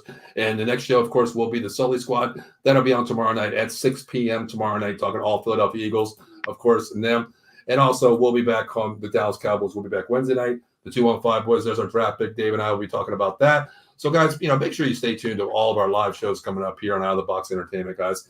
And anything else as parting words before we get out of here, guys? I want to thank all our viewers. If you guys are still watching, we really appreciate everything. You guys chiming in. It means a lot. Appreciate it. 103 live viewers right now, guys. Just like Ken said earlier, most of them are from Twitter. We have about 99 viewers from Twitter right now. Guys, the easiest way to do it, and we want to hear from you. We want to understand what you're saying. Let us know your thoughts. If we're idiots, we're idiots. We're smart. Let us know. All you got to do is hit that Twitter button, find what you want to watch. So all you know viewers out there, click the icon if you're watching the video that you're watching. It'll bring up a little box and click it one more time, and then a chat box at the bottom will appear. Let us know. Let us know your thoughts. If you agree, you don't agree, let us know. We appreciate it. Thank you. Please. Absolutely. And guys, the last comment of the night. Well, we actually have 2 comments really quick. Okay. Sean says, I would do anything for a couple dozen wings. If they're really good, I would give up a whole good set of wrestlers if they can make me chicken wings for a year. I agree. You can't go wrong with chicken wing, brother. Are they mild or are they? I'm asking. Well, what do you prefer, Dave? What do you prefer? I like mild. I'm a mild guy. Adam, Sean what are likes you? the hot wings. How about the hot wing? Here's the thing, Dave. One thing I love is hot stuff, correct? I have to have a Oh, bottle of God. hot sauce and everything. Sean, I don't know if you can handle the wings that I make, though. I have like 7 different hot sauces with cayenne pepper, jalapeno. Oh, he's on top of that. He got you. Oh, that's me. That's me. You guys are making my stomach turn on that. You and him should switch recipes. All right, I will, man. You probably need like 20 different hot sauces for mine, like 3 gallons of hot sauce, and I'm talking 3 different ones probably, but it's worth it. It's worth it. That's why, I don't have any hair on my chest, honestly, but Oh, God, stop. Sean says, thanks for doing the show all the time. I appreciate you chiming in. We appreciate that. If Sean, we appreciate you chiming in. Make sure if you're on Facebook, make sure you share that out. Tell a friend, tell another friend. Please, we appreciate it, because on every show, as I always say, we don't do this show for our benefit. We do it for the viewers out there, and we do it because you guys make the show for us. So. But we did get to see the best tag team on Raw, SmackDown the other night, which I was happy to see. Who? The Dudley Boys. Huh? They announced the draft picks, and we got to see Bubba Ray and Devon, and to me, that's always a pleasure. That means JVT doesn't have any tag teams. Everybody's yelling, "Get the tables!" I loved it. Yeah, but there's a thing about reminiscing, Dave, of what you've seen before versus No, I know, but no, they were just announcing the draft. That's all they were doing. They were there. Yeah, but Dave, that's just like Sean and I. If I make wings for Sean, Sean makes wings for me. I know I want to taste these son of a bitch because they're extra hot. But then all of a sudden, Sean, it's just a picture. I don't have it. That's exactly what they gave me during the draft. I see the Dudley Boys, but I didn't get to eat the wings, Dave. But if I get to see Devon and Bubba Ray, I'm good. I'm fine. So you're okay at WrestleMania seeing Bubba in the ring as a ref announcer, just doing to get the tables and that. You're okay with that? Absolutely. All right. So it is that like reflection of, okay, it's bringing me back to the late 90s. Yeah, when wrestling was great. I agree. When wrestling was great. Yes. ECW.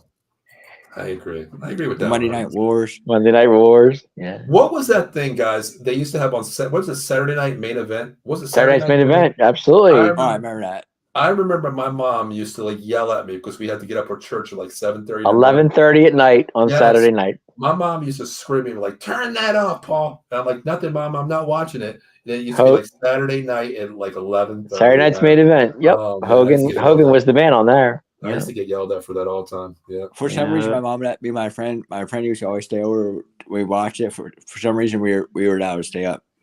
Good time. It was like a special night. It was on every once a month or something.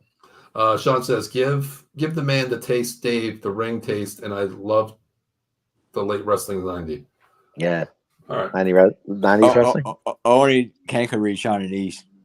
Yeah, I can't. I'm Japanese and I can't read that. I'm sorry, Sean. I need a hooked on phonics button on that because I don't know what the hell you said with that one. The ECW days back in the Philadelphia Bingo Hall. Best times. Gotcha. So much fun. All right, gentlemen, it's been a pleasure working with you guys tonight. I really appreciate you letting me, spend a little hour with you guys here. I really appreciate it. You guys take me back to wrestling. Way to make the tag there, big man. Yeah, my hand actually still hurts from Ken slapping the shit out of my hand on a tag, but it's all good. I'll recover. I don't have the show till Wednesday, so I'll be okay. But guys, we appreciate you watching here, and of course, this is the Out of the Box Sports Entertainment Network, live streaming 7 days a week.